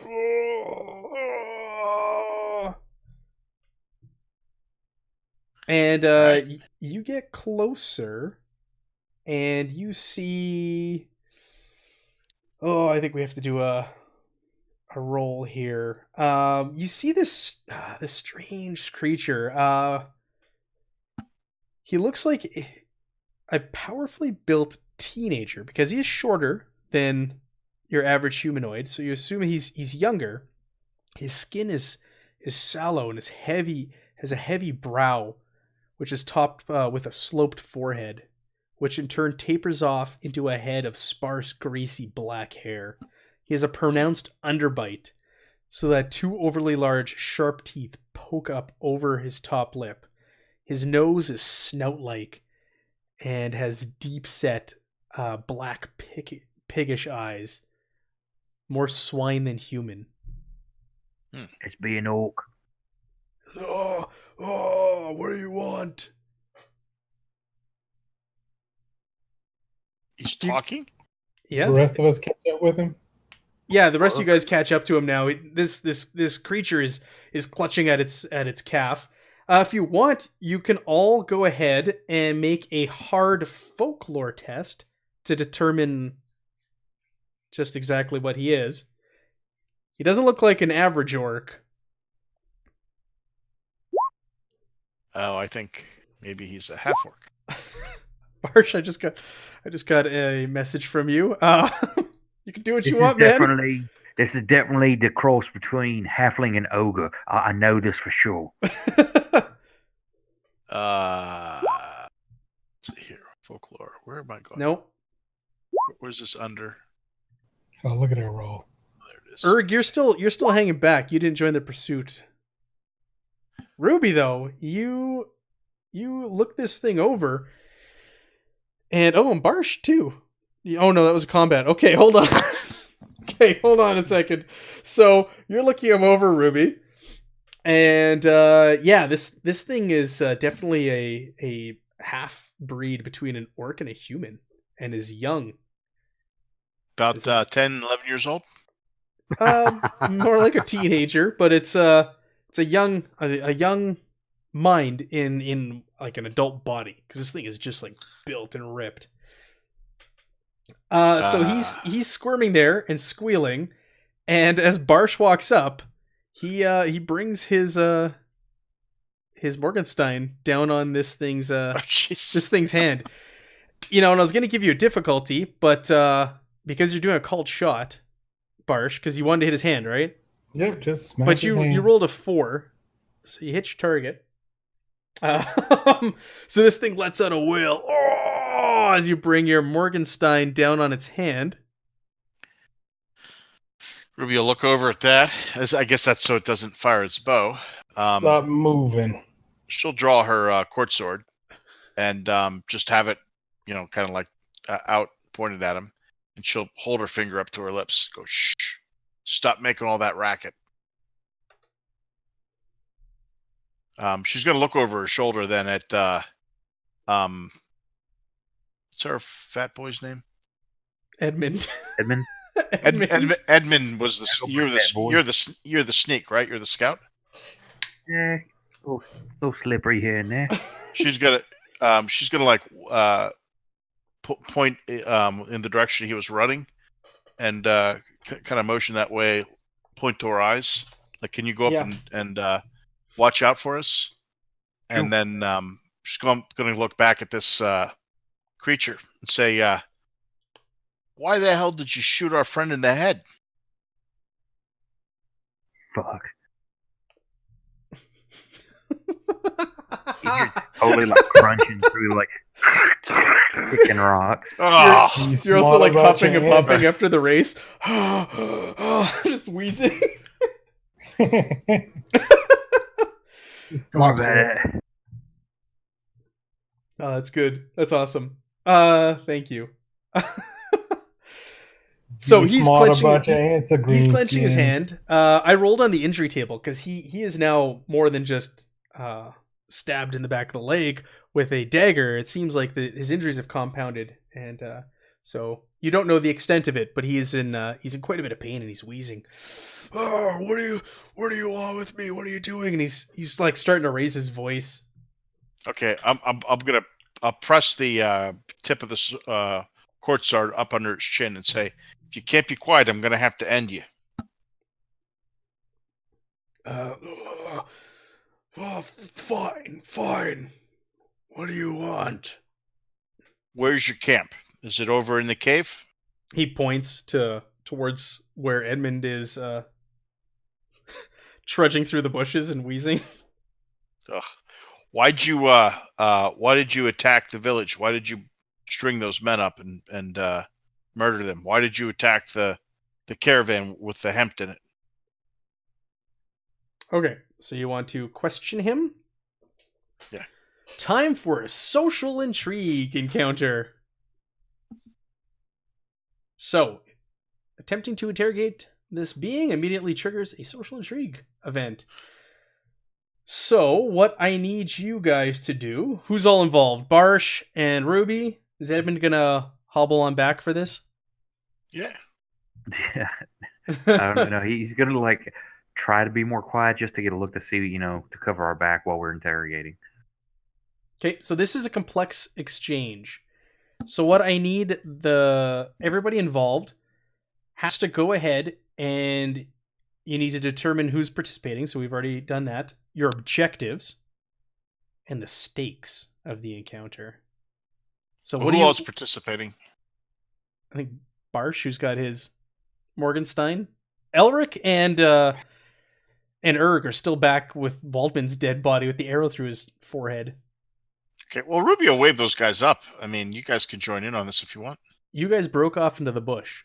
Do you want to? You guys are gone. Do you guys want to drag this thing back? Well, is Erg's AFK still?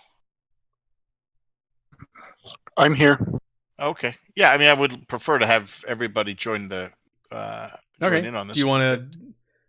See, you got your sword out and you're poking, prodding him to go back. Yeah, we'll drag him back before we start the social. All right, he's pretty injured, so he's not putting up much of a fight here. Okay, I'll take my little dagger back too. Okay, as you guys head back and break through the tree line, you see Waldman's body there. You see Klaus sitting at his body crying. Erg and Elric are standing over, and at first sight of your captive, Klaus jumps up and starts yelling and has his dagger out and runs towards. I'll grab him again. God damn it, Klaus. All right. He's like, hey, that's the one that killed Waldman. He must pay. He's gonna pay after we question him. After we question him. Okay. All right. So you guys drag him over. You promise you'll kill him. Actually, Ruby doesn't really want to leave the safety of the tree line. At this point, we're 15 yards away from the others. Yeah. She's gonna wave them to her. Sure. I don't think it's smart for us to be out in the open when we can be in the trees. So sure. Before we do this social intrigue, do you guys want to take a quick 5-minute break? I know I just looked at the clock and we've been going steady here for a while. We'll just do 5 minutes and come back. Yeah, I get a drink. Okay, cool. Let's do that. All right, everyone, we will be back.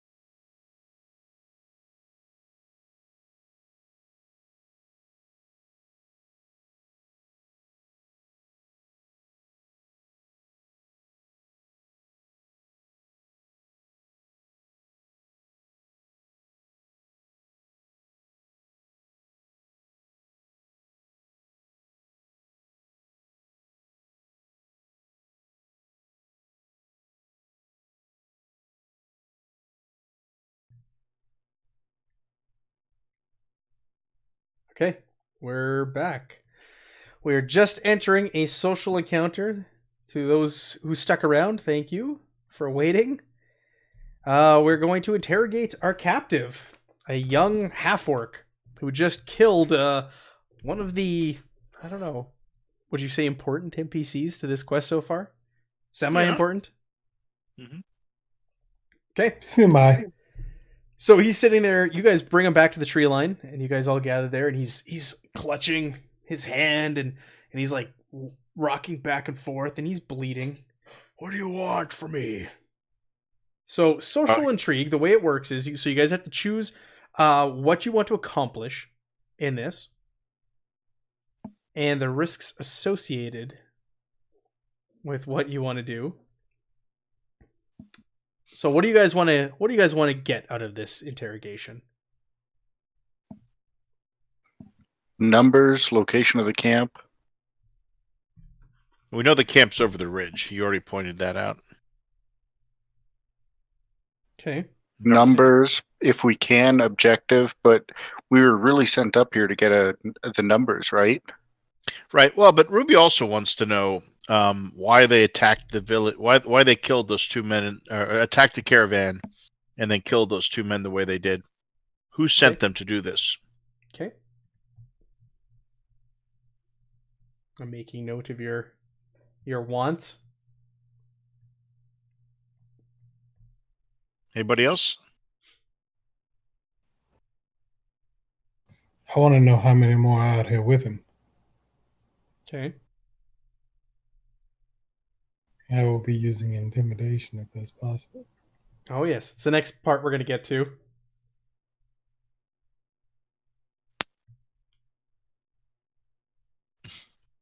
Ruby will be using charm, so I think we got a good cop, bad cop thing going here. So, yes, the next piece of... So those are the question one. Numbers at the camp, why they attacked, and who ordered the attack, and is he alone? Those are your three things you want to learn from this? Yeah, I think so. Okay. Well, one other... we don't want to... I don't think we need to know if he's alone, if we know the numbers at the camp, do we? Well, I mean, he's a scout, I'm guessing. I don't know if there was other ones out here with him. like, are there other... Yeah, I know what you're saying. Like, if you don't return... Oh, okay, yeah, that's a good idea. Do we want to ask anything about, like, what comes next? Like, what the next part of their plan is? That's a good idea. I also wouldn't mind knowing if there's any hierarchy to the camp. Who's in charge? Who's his daddy and what does he do? I think the question is, who's his mommy? Who's your daddy? That's gonna be. What does he do? Yeah, who's your daddy? So yeah, two more questions, I guess. Anything else, guys? That makes sense to me. Okay. So now you all have to choose a skill on the social tactic associated with so bargain, charm, guile, interrogation, intimidate, leadership, rumor. Everybody has to choose one of those. And let me know what you choose. Because on my end, I choose a favored skill, and he will react differently if one of you guys choose the skill. I'm going rumor. Okay, rumor. I will go guile. Okay.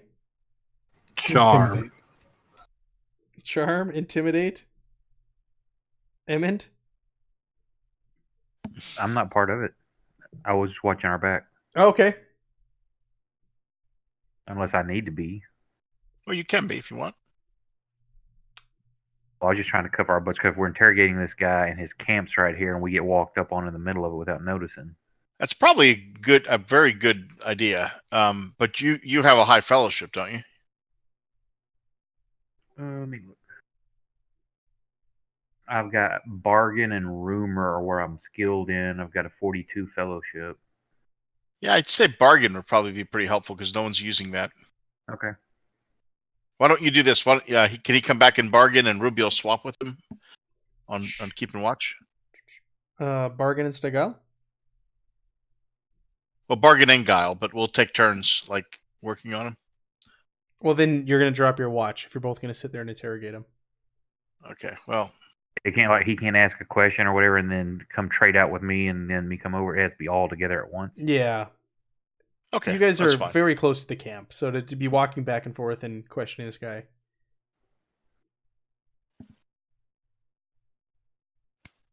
I'm easy with however y'all want to do it.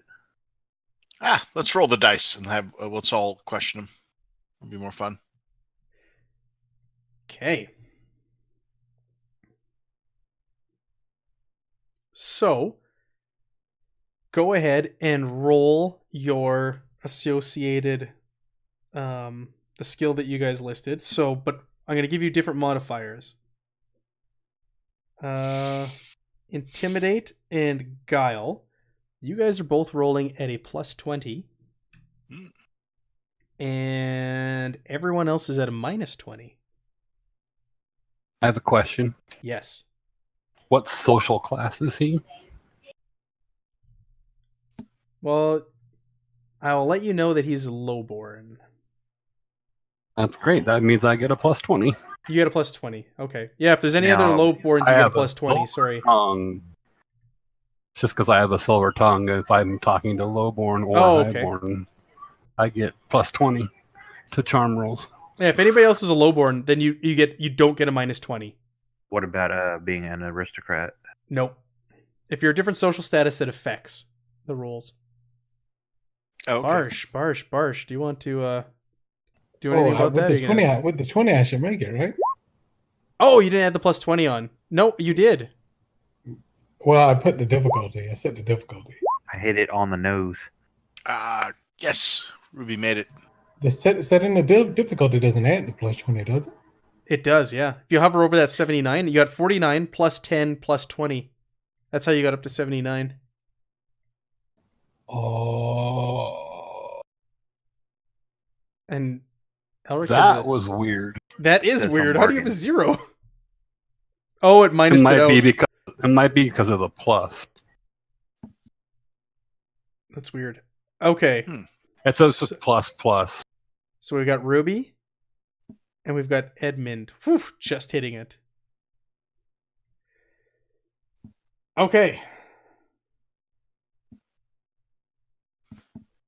For me, it should be a minus 20. You guys... So Ruby... And... Sorry, who was the other one that passed? Edmund with his bargain. And Edmund. And Elric passed after rolling correctly. So you guys head over and you start questioning him. And in particular to you, Ruby, and the way you're questioning him with your guile, you see him to be breaking down. At first, all he's saying is threatening that his mother will he'll zap you, and Gwar will eat you. You'll never escape. And then you start applying your guile, Ruby, and he starts to break down. He starts to break the talking about mother zapping you and Gwar eating you. Know all about your mother, your human mother, and her tricks. That's why we're here.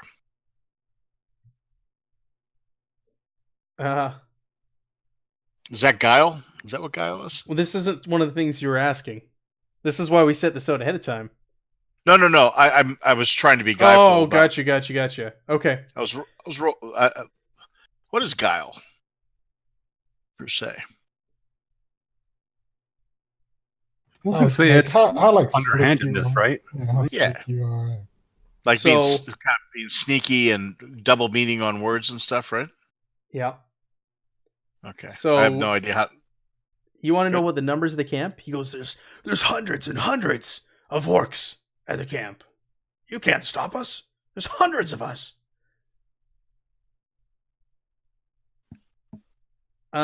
With that, you guys can all make a routine, a plus 10 folklore check. With him saying there's hundreds and hundreds of orcs.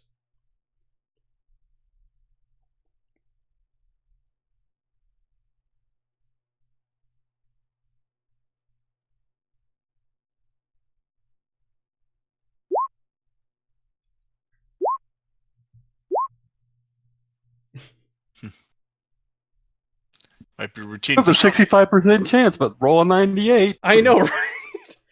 Yeah. So far, you guys are like, folklore. You said folklore. Yep, with a routine. Yeah, well, Ruby wouldn't believe that anyways. I mean, there's been no evidence of that. You're going, oh crap. There's great numbers over there. What are we gonna do? We gotta check this out. Edmund says Edmund goes, you know that's bullshit, Edmund. You know that orcs typically they don't travel in large numbers beyond like 2 loads and loads. Or actually, they don't travel in numbers that big, and it's unusual for orcs to use numbers beyond 1 or 2. So you full of shit, lad. This seems off to you. No, there's hundreds of us. We'll destroy the village. Someone's got too much human blood in them. So is there anything succeeding on the bargain? Like, look, let's make a deal, kid. No, this is to grease the information out of him, to see how many answers he gives you to your questions and such. So you want to know, let's see, why the attack was a question that you asked.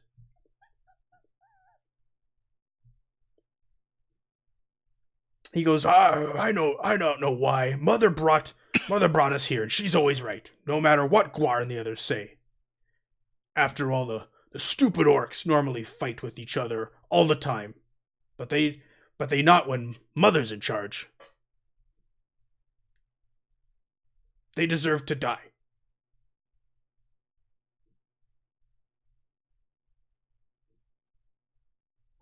Why did they deserve to die? Why is He goes, they'll just make me have more questions. They'll be sorry. Mother told us. I don't I not know any more than that.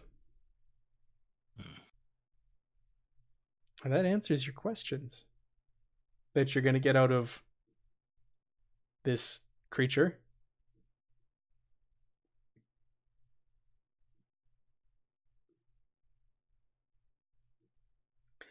Go ahead. What's he got on him?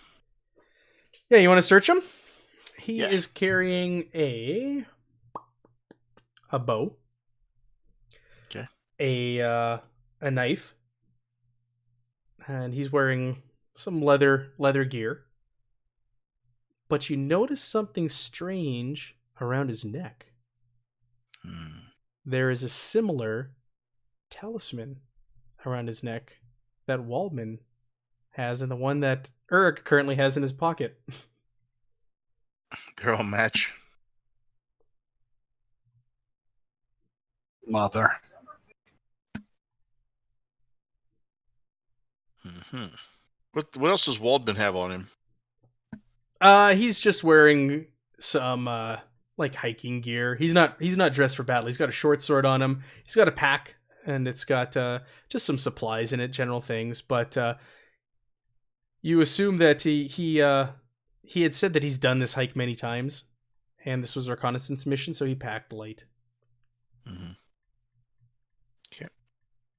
Oh, Urg.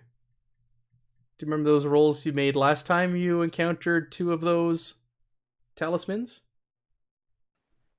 I do. We're going to go ahead and do that again. Just got to find where we did that and what I made you roll. It was incantation. It was an intelligence, right? It was incantation, I believe. Mm-hmm. Okay. And I believe it was routine.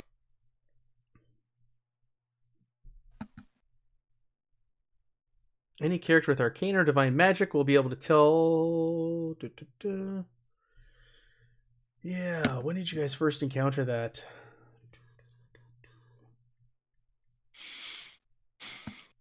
Yeah, go ahead and roll routine incantation.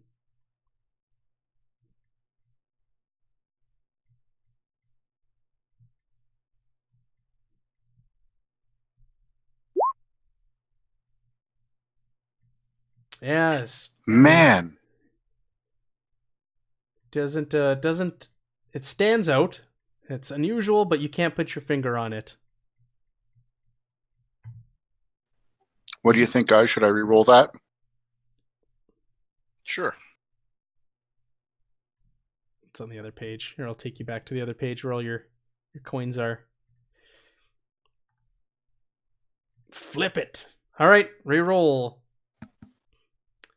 Okay, so this time you look it over and you look at Waldman's and you look at the other one in your pocket, and both Waldman's and the other one that you took from the grave, well, all three of them appear like they would have some sort of magical property to them. But to you, it appears this one that you took from Gregor still holds its magic. I know what the magic wasn't. It wasn't protection from arrows. He goes, do you take it off of him or you just notice it? Yeah, I think I'm going to take it off of him. Compare give that back. Right up against my my other back one. To me. So you hold them all up together. And they look very, very, very similar. Why don't you go ahead? All of you can make a challenging scrutinize test. With the revelation that you've encountered, or that you've collected these talismans now, especially off of this guy, this half-orc.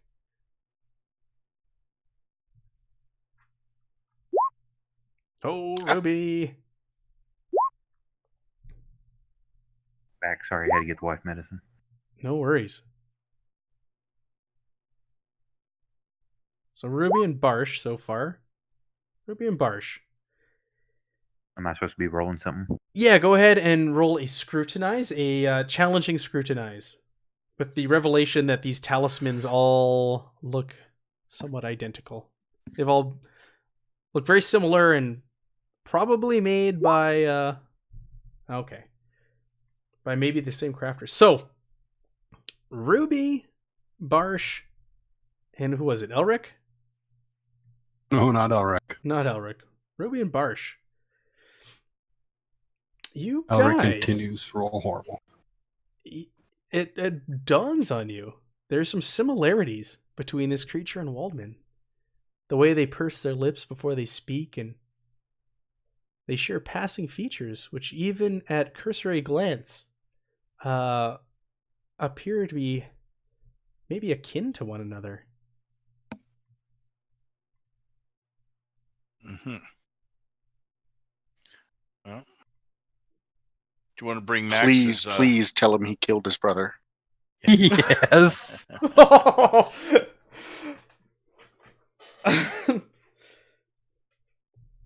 I can't. I didn't pass it. Somebody please say that.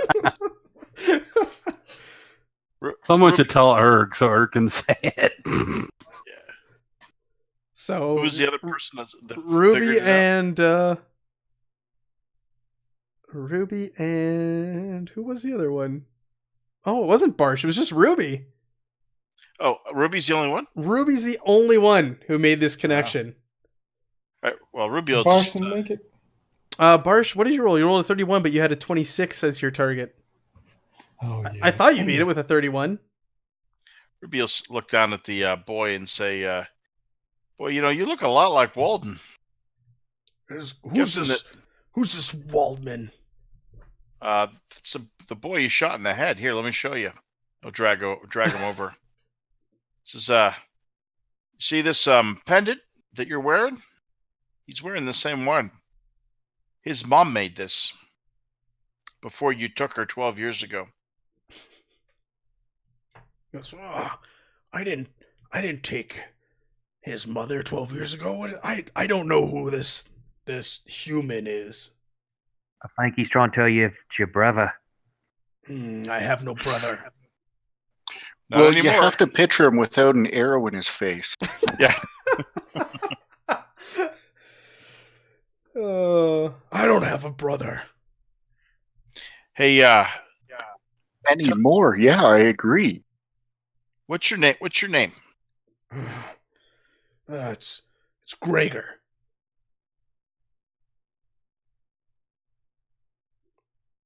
Gregor, what do you want us to do with you now? Do what you will.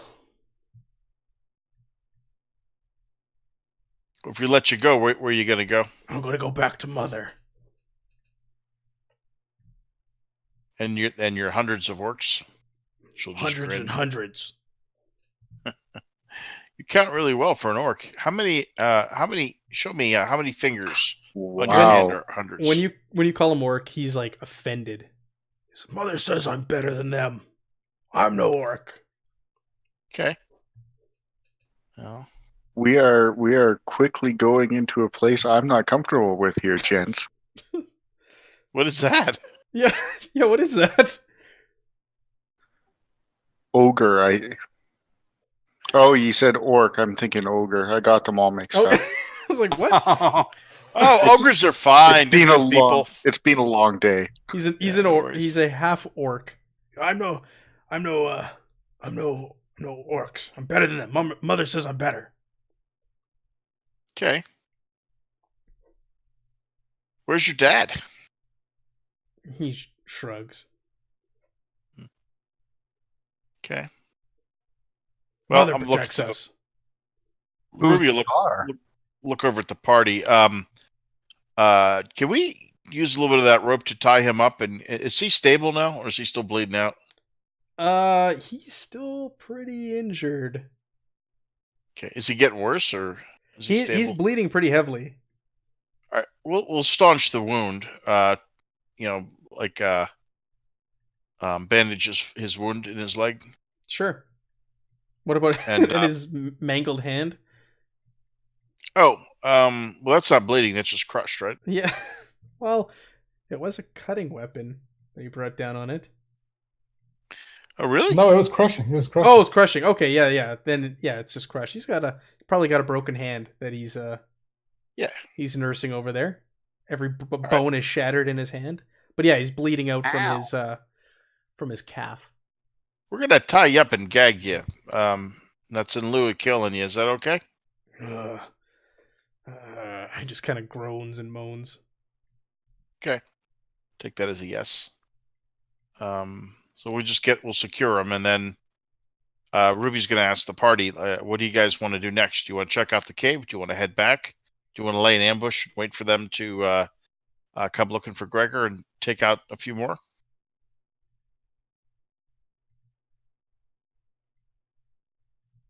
And take the fight to them. You seem better with battle plans than I. I like it. It would be nice to know what's going to be coming if we could scout the cave or whatnot. I'll tell you, there ain't going to be no hundreds and hundreds. I know that orcs don't travel like that. What time of night is it or day is it at this point? It's like midday. It took you half a day to get here. Waldman did say it was going to be like a day's travel, like round trip. So yeah, it's about early afternoon. Are these things able to see in the dark? Are they more active at night? Why don't you go ahead and make me a -10 folklore check to see what you know about orcs? All right. Anybody? Yeah, anybody can do that. If Ruby asks this out loud. Can orcs see in the dark? Ruby, you have heard tales of orcs being able to see in complete night. Okay. All right. Well, Ruby will say, well, we got a half a day, so I don't want to be on this ridge when darkness comes because we're going to be at a big disadvantage. So either we press forward or we fall back.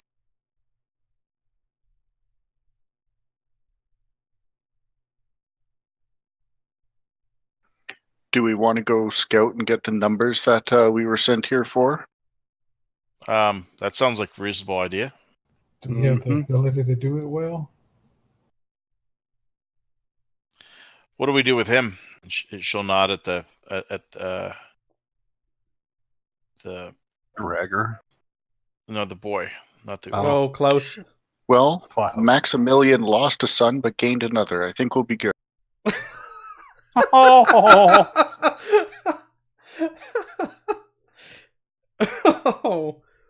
Wow. Klaus, do you think you could make it back to town to get help? He he nods. Yeah, I can make it. I can do that. I know the way. Let them know that the orcs killed Maximilian's son, Klaus, and send some more men with weapons. Okay. He nods his head. Okay, yes, I'll be back. I'll be back with more.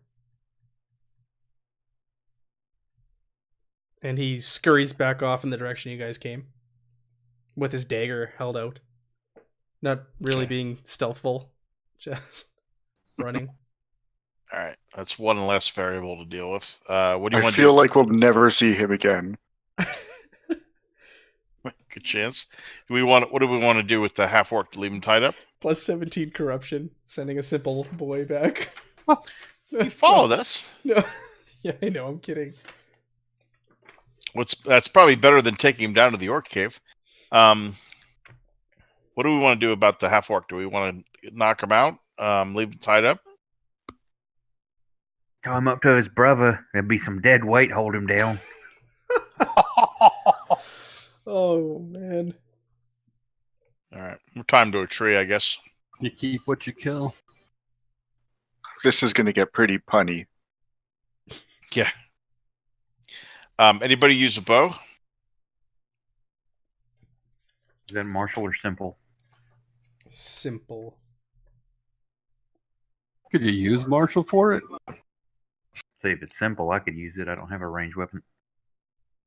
All right. Why don't you take it then if you're in the arrows? Cool. How many arrows does he have? He's got 10. All right. Anybody need a short sword?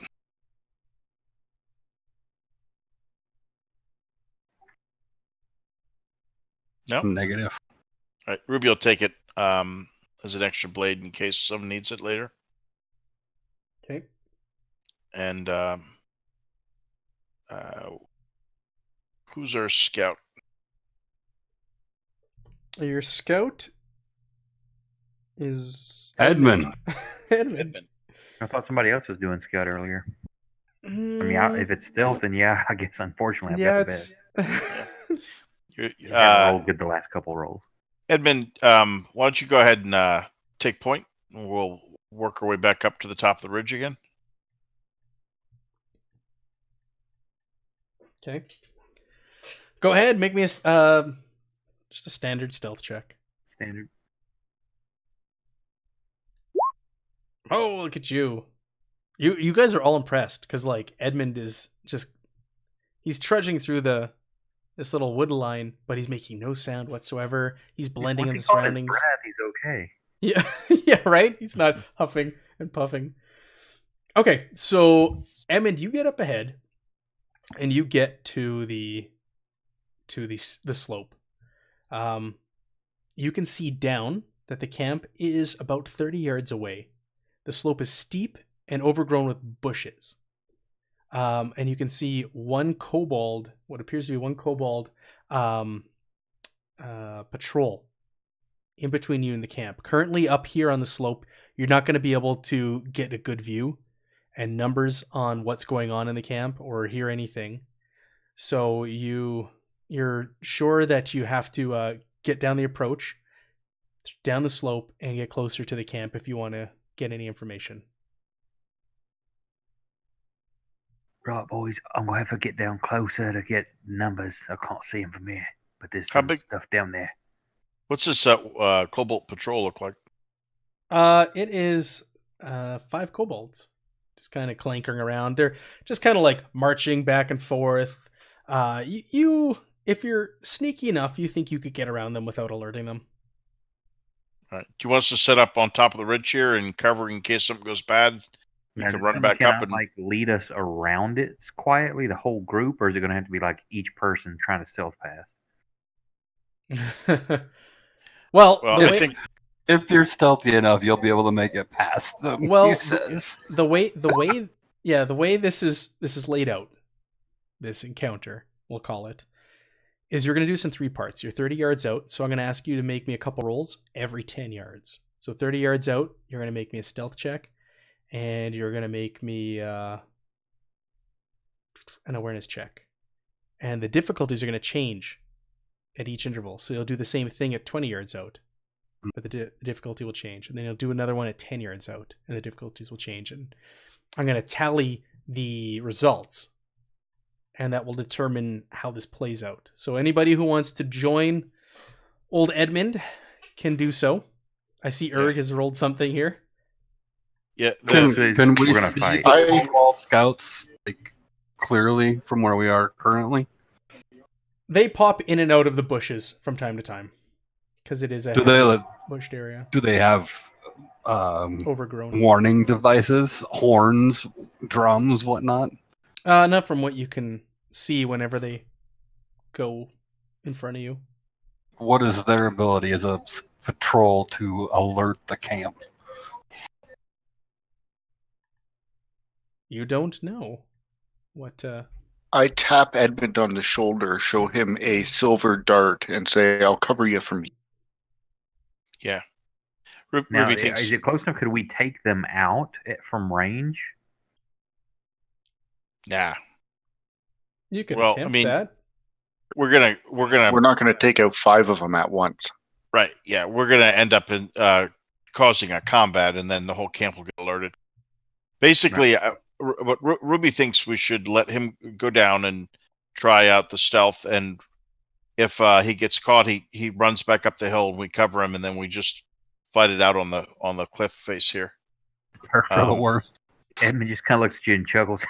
Run. Yeah, right. Okay. Just imagine you have a woman with cabbage on your shoulders. Well, Ruby is thinking to herself. She doesn't say this out loud, but she knows she's faster than most of the people there. Okay. So Edmund's going alone? Every additional person stealthing just increases the chance of getting caught, right? Yes. Or is it as a group? No, each character, and then your successes and failures will be tallied to determine what happens. It's basically going to be a group roll from like we're totaling all of the group's stealth, and it's like, oh, right, that's worse than their awareness rolls. Yeah, his stealth is the highest, so anybody we add reduces our chances of success. Right? Mm-hmm. Mm-hmm. Yeah, Edmund's got the highest stealth, so anybody else that... I mean, Ruby will go with you if you want. I'm slightly below you, but... I'm just saying, okay, if I do... This is just for, like, reconnaissance, right? Then I've got to do the same shit coming back, right?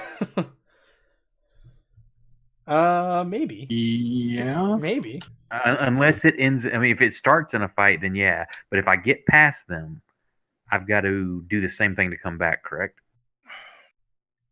Yeah. If those kobolds are there, definitely. Do you want Ruby to go with you? I'll get it. Watch this, boys. All right. Hold my sausage and watch this. My sausage.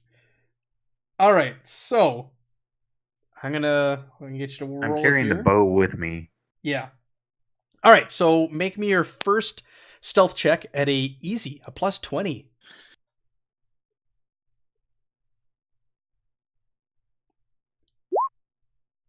All right, 1 success. All right. And go ahead and make me an awareness at a -20.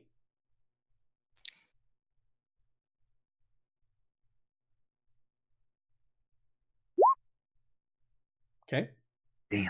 And now, so you clear the first 10 yards, and you scurry down there. You avoid the kobolds as they walk in front of you.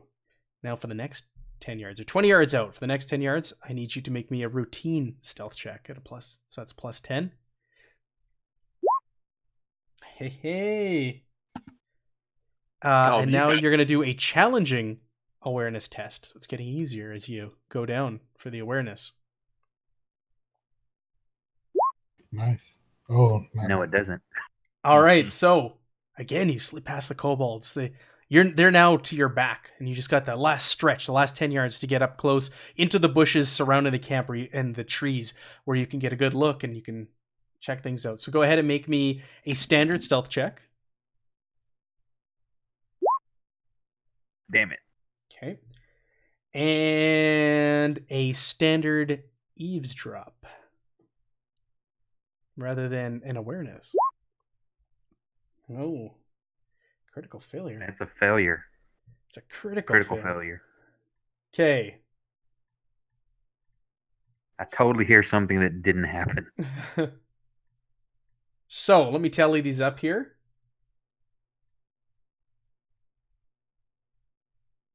So you made it past the kobolds, no problem.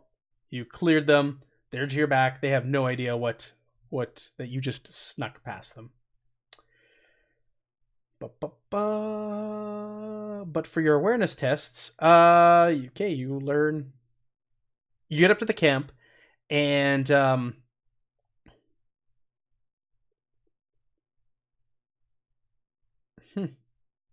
you cannot get a clear number of how many orcs are in the camp. There's orcs, kobolds, and low orcs from what you can see.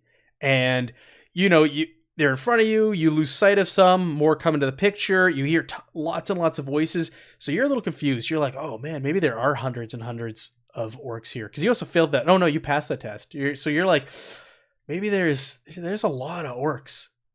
Low orcs, high orcs, kobolds coming and going. This is a large encampment.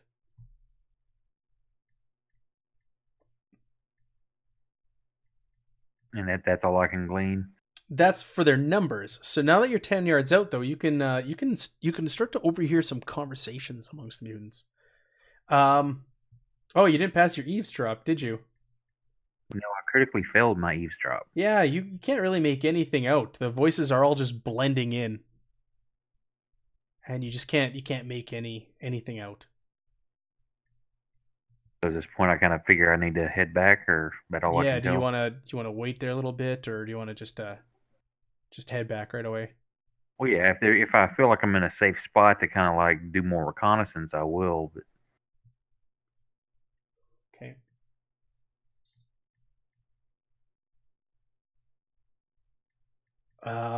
Okay. So then we'll do this backwards, I guess. So stealth and awareness. Well, no awareness this time, because that was as you're approaching the camp. So go ahead and make me a standard stealth check. Yeah, can he get any more checks on spying on the camp if he stays a while? I don't know. Just was saying, if I feel like I'm in a safe spot, I'll sit for a little bit. You're definitely blending in with your surroundings. Like no one is aware that you're there, from what you can tell. Orcs are walking like right by the tree line, like within feet of you, and don't sense your presence or anything. Nothing's out of the ordinary. As far as I'll wait. Now, how long did it take me to get here? Oh, it only took you maybe 10, 15 minutes of like bobbing and weaving, going down. Like you were careful, so. Yeah, I'll wait like 30 minutes or so just to see, what's going on. Okay. So after about a few minutes, a large number of the mutants start to get up and start leaving the camp. It looks like they're under the leadership of a large orc himself. You're assuming he must be a higher ranking one. But his skin is like peeling and falling off. It's really unusual to see. It's like almost like molting off of his body. But he growls something out, and a number of the mutants stand up and they leave with him. After several more minutes, it looks like another chunk of the mutants get up, about a quarter of the horde, and they break off into smaller groups under the command of a looks like to be maybe a low orc, not as imposing and as impressive as the large one that was shouting at the others earlier. And a few moments later, it seems like the remaining quarter of the horde's numbers get up, and they're divided now. There seems to be only a few guards left, from what you can tell, sitting around and resting. And as you're sitting there watching all this, you see a human female, a young, well, she would be in her late teens, early 20s, making her way towards you. While making her way towards the tree line. Well, she's teenager. She's a teenager in later teenage years, from what you can tell. And she's starting to head in the direction of the woods that you're in. Okay, I'm gonna just wait. I'm gonna get my blackjack ready to, like, if she's like comes like right to me and I need to crack her in the head. Yeah. No, this it's a human girl, and she's like all painted up and almost looks like a wildling. Well, let's do this. I didn't steal her necklace, which is unusual. Here, let's do this. She looks like that's Edmund, which is unusual in a band in a camp of mutants to have a human girl, teenage girl among their ranks. That's a cool image. That's Max's daughter. So she's heading over in your direction. It doesn't look like she hears you or is aware of your presence, but she's just heading straight into that direction. Yeah, as long as she does not go like, hey, she's about to bump into me, I'm just gonna be as still as possible and just see what she does. Sure. So, do you want to try and sneak away, or you just want to wait? I'm gonna observe. Sure.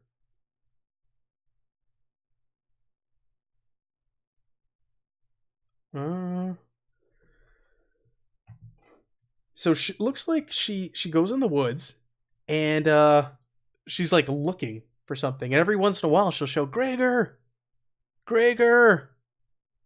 and she's starting to head up the slope in the direction where you came. Is anybody following her? It's just her. Gregor, where are you? Now, I heard him say his name earlier, didn't I? Yep. I'm going to let her get a good lead, and I'm going to try to stealth my way back. All Shadow right. her. So we'll... Go ahead. Do we see her coming up the slope? You see a figure break out of the woods 30 feet ahead. The woods that Edmund came out of. And you can see you can hear her shouting something, and she's like looking around. Her head's going side to side, and she's looking around. Well, I thought we were on the edge looking down at like the camp and the kobolds and stuff. Well, it goes down a steep slope into like a wooded area surrounding the camp. And that's why you need to get closer to get numbers and everything instead of just sitting up there and looking down on them and counting. When we see her, can we kind of all hide? Hey, you can try stealth tests. I'll give you a stealth plus 10 because you guys can fall back to the wooded area if you want. Yeah, we just want to kind of, we'll fall back to the wooded area because she's going to be coming up over the edge here. Erg. Blends in. I am a tree. Yes, you are. Blood on the wind.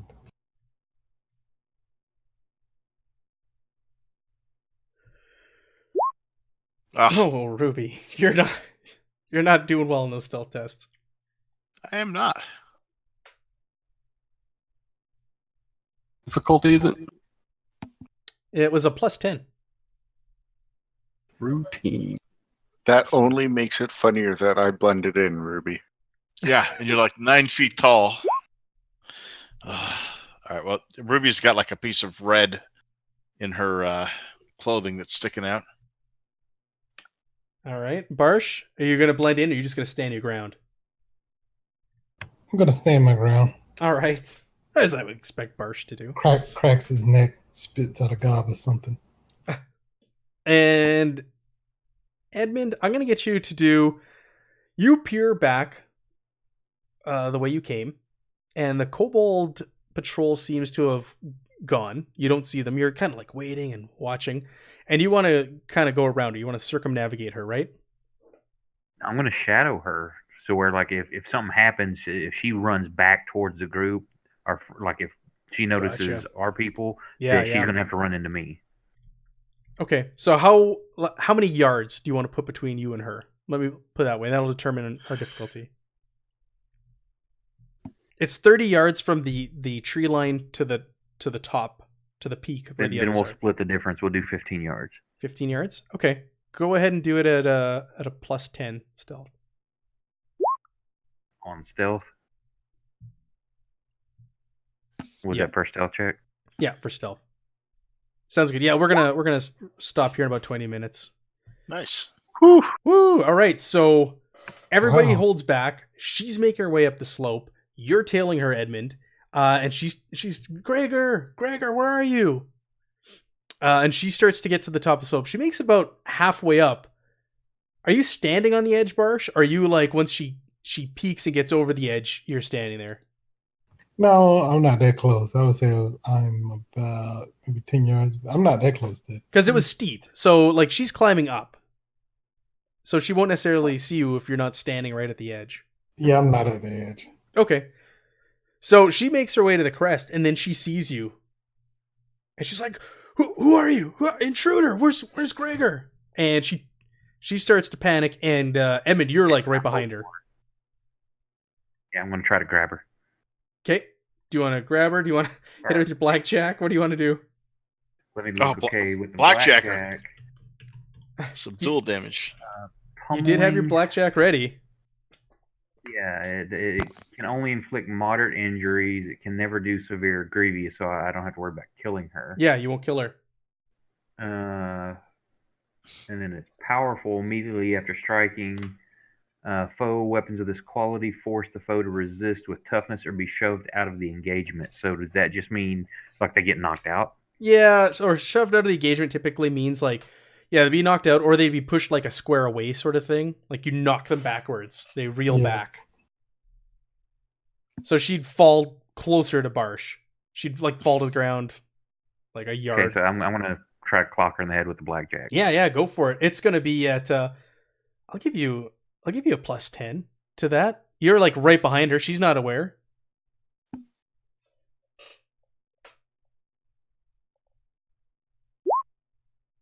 Oh. And totally miss. You want to use a fortune? Yeah. Okay. Flippity doo-dah. I haven't really had a chance to use these yet. Good. Son of a bitch. You want to blow another one? No, don't you have, I think you have to take the second result, don't you? Yeah, because that's a crit failure right there. So yeah, we're gonna have to do that.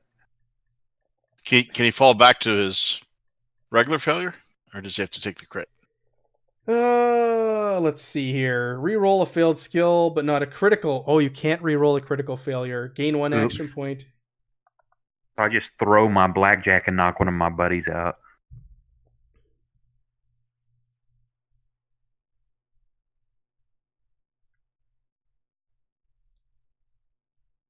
What I'm going to say happens.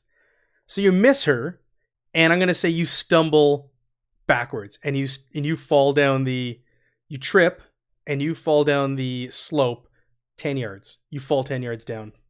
So there's now a gap. You're on the ground, and there's a gap now between you and her. For the crit miss. So she turns around and sees you now too. She's like, "Oh, there's a party of them!" And she starts shouting, and she's gonna start making her way back. Shit. Okay, yeah, good. Can I cast magic missile here, Matt? Sure. Whoa. Yeah. Whoa. yeah. You can cast. That escalated quickly. Yeah. Didn't they see the flames?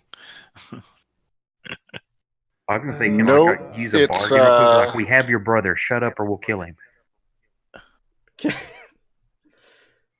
Okay. What sucks is I have the perfect move, but I can't do it because my gun will like alert everything. Okay. Yep, yeah. Go ahead. Go ahead and do your magic missiles there, Erg. Wow. I get it though. He's been aching to fire those things since he got right. He's like, I just want to shoot my spell.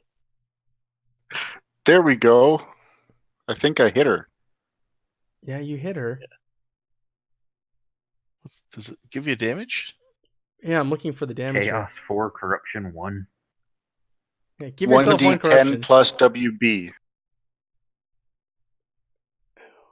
Yeah, so go ahead and roll me your a D10 plus what's your WB bonus right now?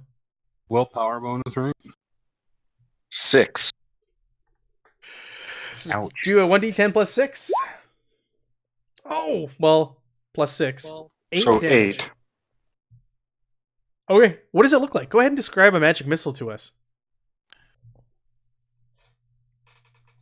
A thing of force just flies out of my hand and smashes into her. All right, it hits her, and she drops to the ground, and she's withering in pain. Oh, like you could tell she's injured, and she's moaning at this. And you guys are all kind of shocked. I don't know if you've ever seen Urg do this before, but this thing just whizzes through from the tree line and slams into this teenage girl. I have never said that I can do any magic to you guys. So. You thought he was just an astrologer. Astrologer or astronomer? Astronomer. He's a witch. Yeah, he's a witch. Kill him. Okay, so let's run up and jump on her and bring her back up here. Yeah, let's take her back to the to her brother. Okay. Yeah. You Hey, that's 1 corruption, right? That's 1 corruption. You trying to gain some more? Do you get a corruption every time you shoot a spell? Yeah. And the more powerful the spell, the more corruption he gets. Wow. Yeah. Is she making any noise now? She's moaning in pain and withering on the ground. All right. All right. Ruby will try and get her to move with them back to the back to her brother. She says, "Come on, I'll take you to your brother." Oh, what have you? She's like, "Oh, what have you done to him?" Don't make any noise, or we'll have to. Mother will kill you. Yeah, we've heard that before. All right, so we've got 13 minutes left here, and we've got an interrogation. So let's interrogate her, and we will leave off there. How does that sound? This shouldn't take too long. It's the same thing we did before with a social intrigue interrogation. And I'll fill everybody in on what I saw on numbers and stuff. Yeah. Great numbers in the camp. Okay, so yeah, she's can't be hundreds, but there's lots of them. I love that I have to roll under a 73 to hit someone with that. That's pretty good. So go ahead. What do you guys want to get out of her?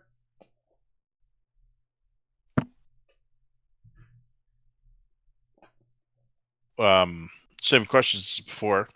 Okay. Yeah. Why did they attack the why did you attack your father's hemp wagon train? Why did you kill the other 2 and string them up the way you did? What are you planning next? And what's the next movie? Where's everybody that was down there going? Yep, that'd be a good question too. Okay. So go ahead and choose the skill again for me that you want to leverage for this. Rumor for me. I'll do guile again. Charm. You're a charming fellow. What else we got? What's the difficulty on the intimidate? It's going to depend on whether you choose the favored or unfavored, and what class born you are and all that. Lowborn, intimidating. Okay. And can it be any skill, or does it have to be like a fellowship skill? It has to be a... Oh, where are they? Bargain, charm, guile, interrogation, intimidate, leadership, or rumor. It's all fellowship. I did mine. Okay. I'll do rumor if somebody else hadn't already done it. Sure. I'm doing rumor. I have a bonus on that one. Okay, I did do. Since Do the bargain. interrogation is actually a skill. Bargain would be good because no one else has that. Okay, I'll use bargain. Okay. So I've got Barsh's roll. Barsh, you succeed. So anybody who's lowborn gets no difference.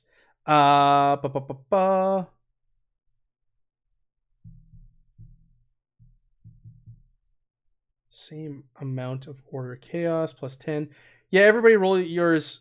Everybody roll it at a 0. Unless you're not a lowborn. If you're a lowborn, you get a minus. If you're anything other than a lowborn, you get a minus 20 to your roll. In this instance, she's harder to crack. So Except for those of us who are silver tongued, which will. So You if say it's you're not 20? lowborn, it's minus 20. If you're not lowborn, it's minus 20. Yep. So I can cancel that 20. Oh wow.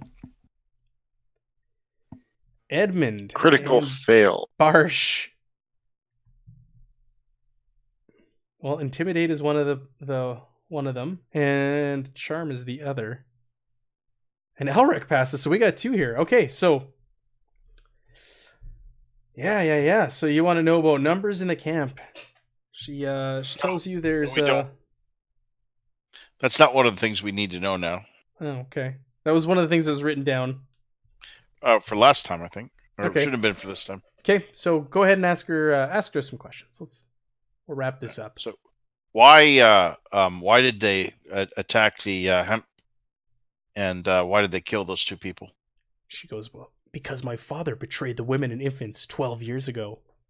And Heinrich was part of the betrayal, and he deserved what he got. But why now? They're to feel the same terror the women did before they all died. So what's the plan next? She goes, my mother will lead the mutants to glory. So she plans on attacking the town and destroying it. That's correct. Man, but now I feel for the mutants. Yeah, what if only the guilty ones paid and the rest could learn to live with you? They need to feel the same betrayal, the same loss that we did. A really bad case of Stockholm syndrome here.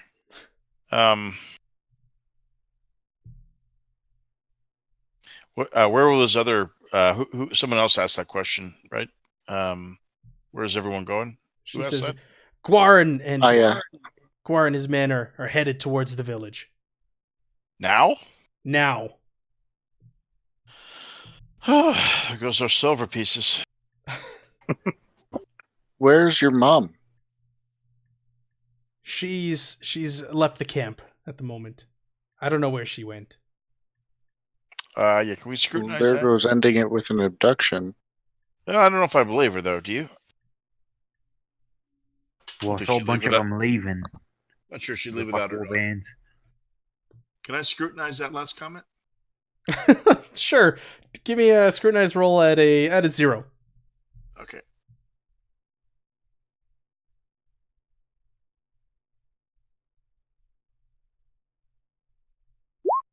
Yeah, I know nothing. Nope. Where are you guys interrogating her? By the sun. We fell back. Both of them? By Family the reunion? brothers. That's where we're going to be most intimidating. All right. Yeah, She notices Waldman lying dead, and she gasps, "My God, my brother, you killed him!" No, your brother. No, your brother killed your brother. That's what she said. That's what she said. That's what she said. She looks over at Gregor and she's like, "Is this true? Did you slay that man?"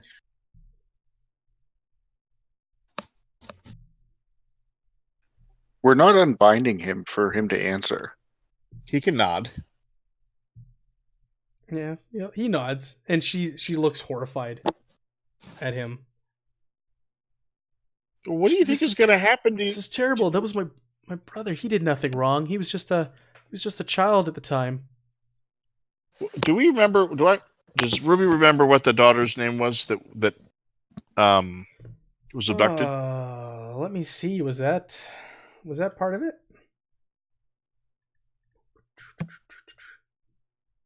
That is the one. Good question. Because that was the one on the tombstone, right? Where she had borrowed the necklace. Yeah. The inscription read, "To my Joanna and Katharina, in grief and regret, Maximilian." And Joanna was the mom.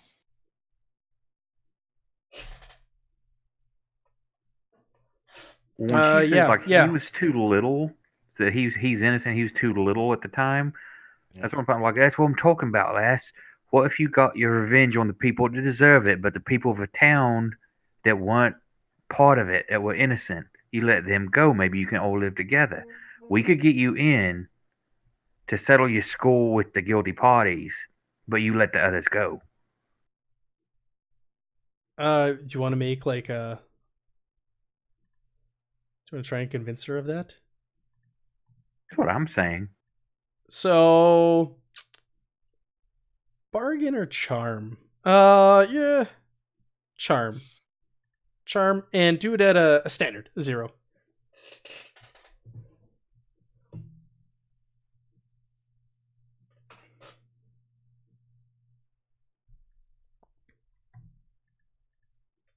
We got another follower, Yagnal. Thank you for joining us. I missed that earlier. It's great to have real people watching us play. Hopefully you're enjoying the game. That's an 18. That's an 18. She goes, with that, she looks it over and you see her brow furrow. And she looks at Gregor and she looks back at you and she goes, "No more killing. No more deaths. I will parlay a meeting between you and the townspeople and the orcs. And we end this." I bet you bring out what old daddy did. I bet you rest of the village there would lynch him while y'all watch. What? Come again? What did you say? What were you saying? Sorry. I was saying that if she brings that into the light of what Dad did, then the rest of the village will probably lynch him while they get to watch. Oh, because I can't. I don't know what action they'll take, but is my brother dying here? Innocence shouldn't die. Innocence shouldn't die, and that village will be slaughtered. There's more innocence than guilty there. I will be a go-between. Let's get to the village before the orcs get there. Like, can she stop Gar? All right. Ruby's gonna say, "Is it okay to cut the brother free?" To the party. Katharina. No, you control your brother here? She nods. She goes, "Cut him free." All right. Will he carry? He's pretty badly wounded, actually. Cut him free. Can he travel back to town? Yeah, he'll be hobbling. Well, you dressed his wound, but he's still gonna be hobbling. He's in pain. Okay. Yep. Then what are we gonna do about the dead brother? Old dead Waldman? I'll throw him over my shoulder. I was gonna say, we gotta take him. Oh, I thought you were gonna say I'm gonna throw him down the slope. No. All right, we'll take him back, and then we'll head back to town as quick as we can. Okay. Before we end it, go ahead and make me a standard awareness check, everybody.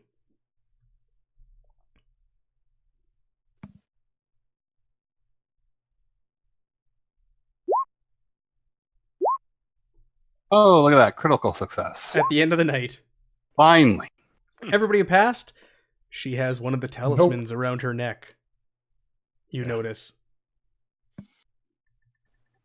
So do I. Is her wearing one? You're wearing all, 3 of the ones you've collected? That would be awesome. He got a necklace. He's turning the other 2 into earrings. Not the one that's still magical. That one is in my pocket.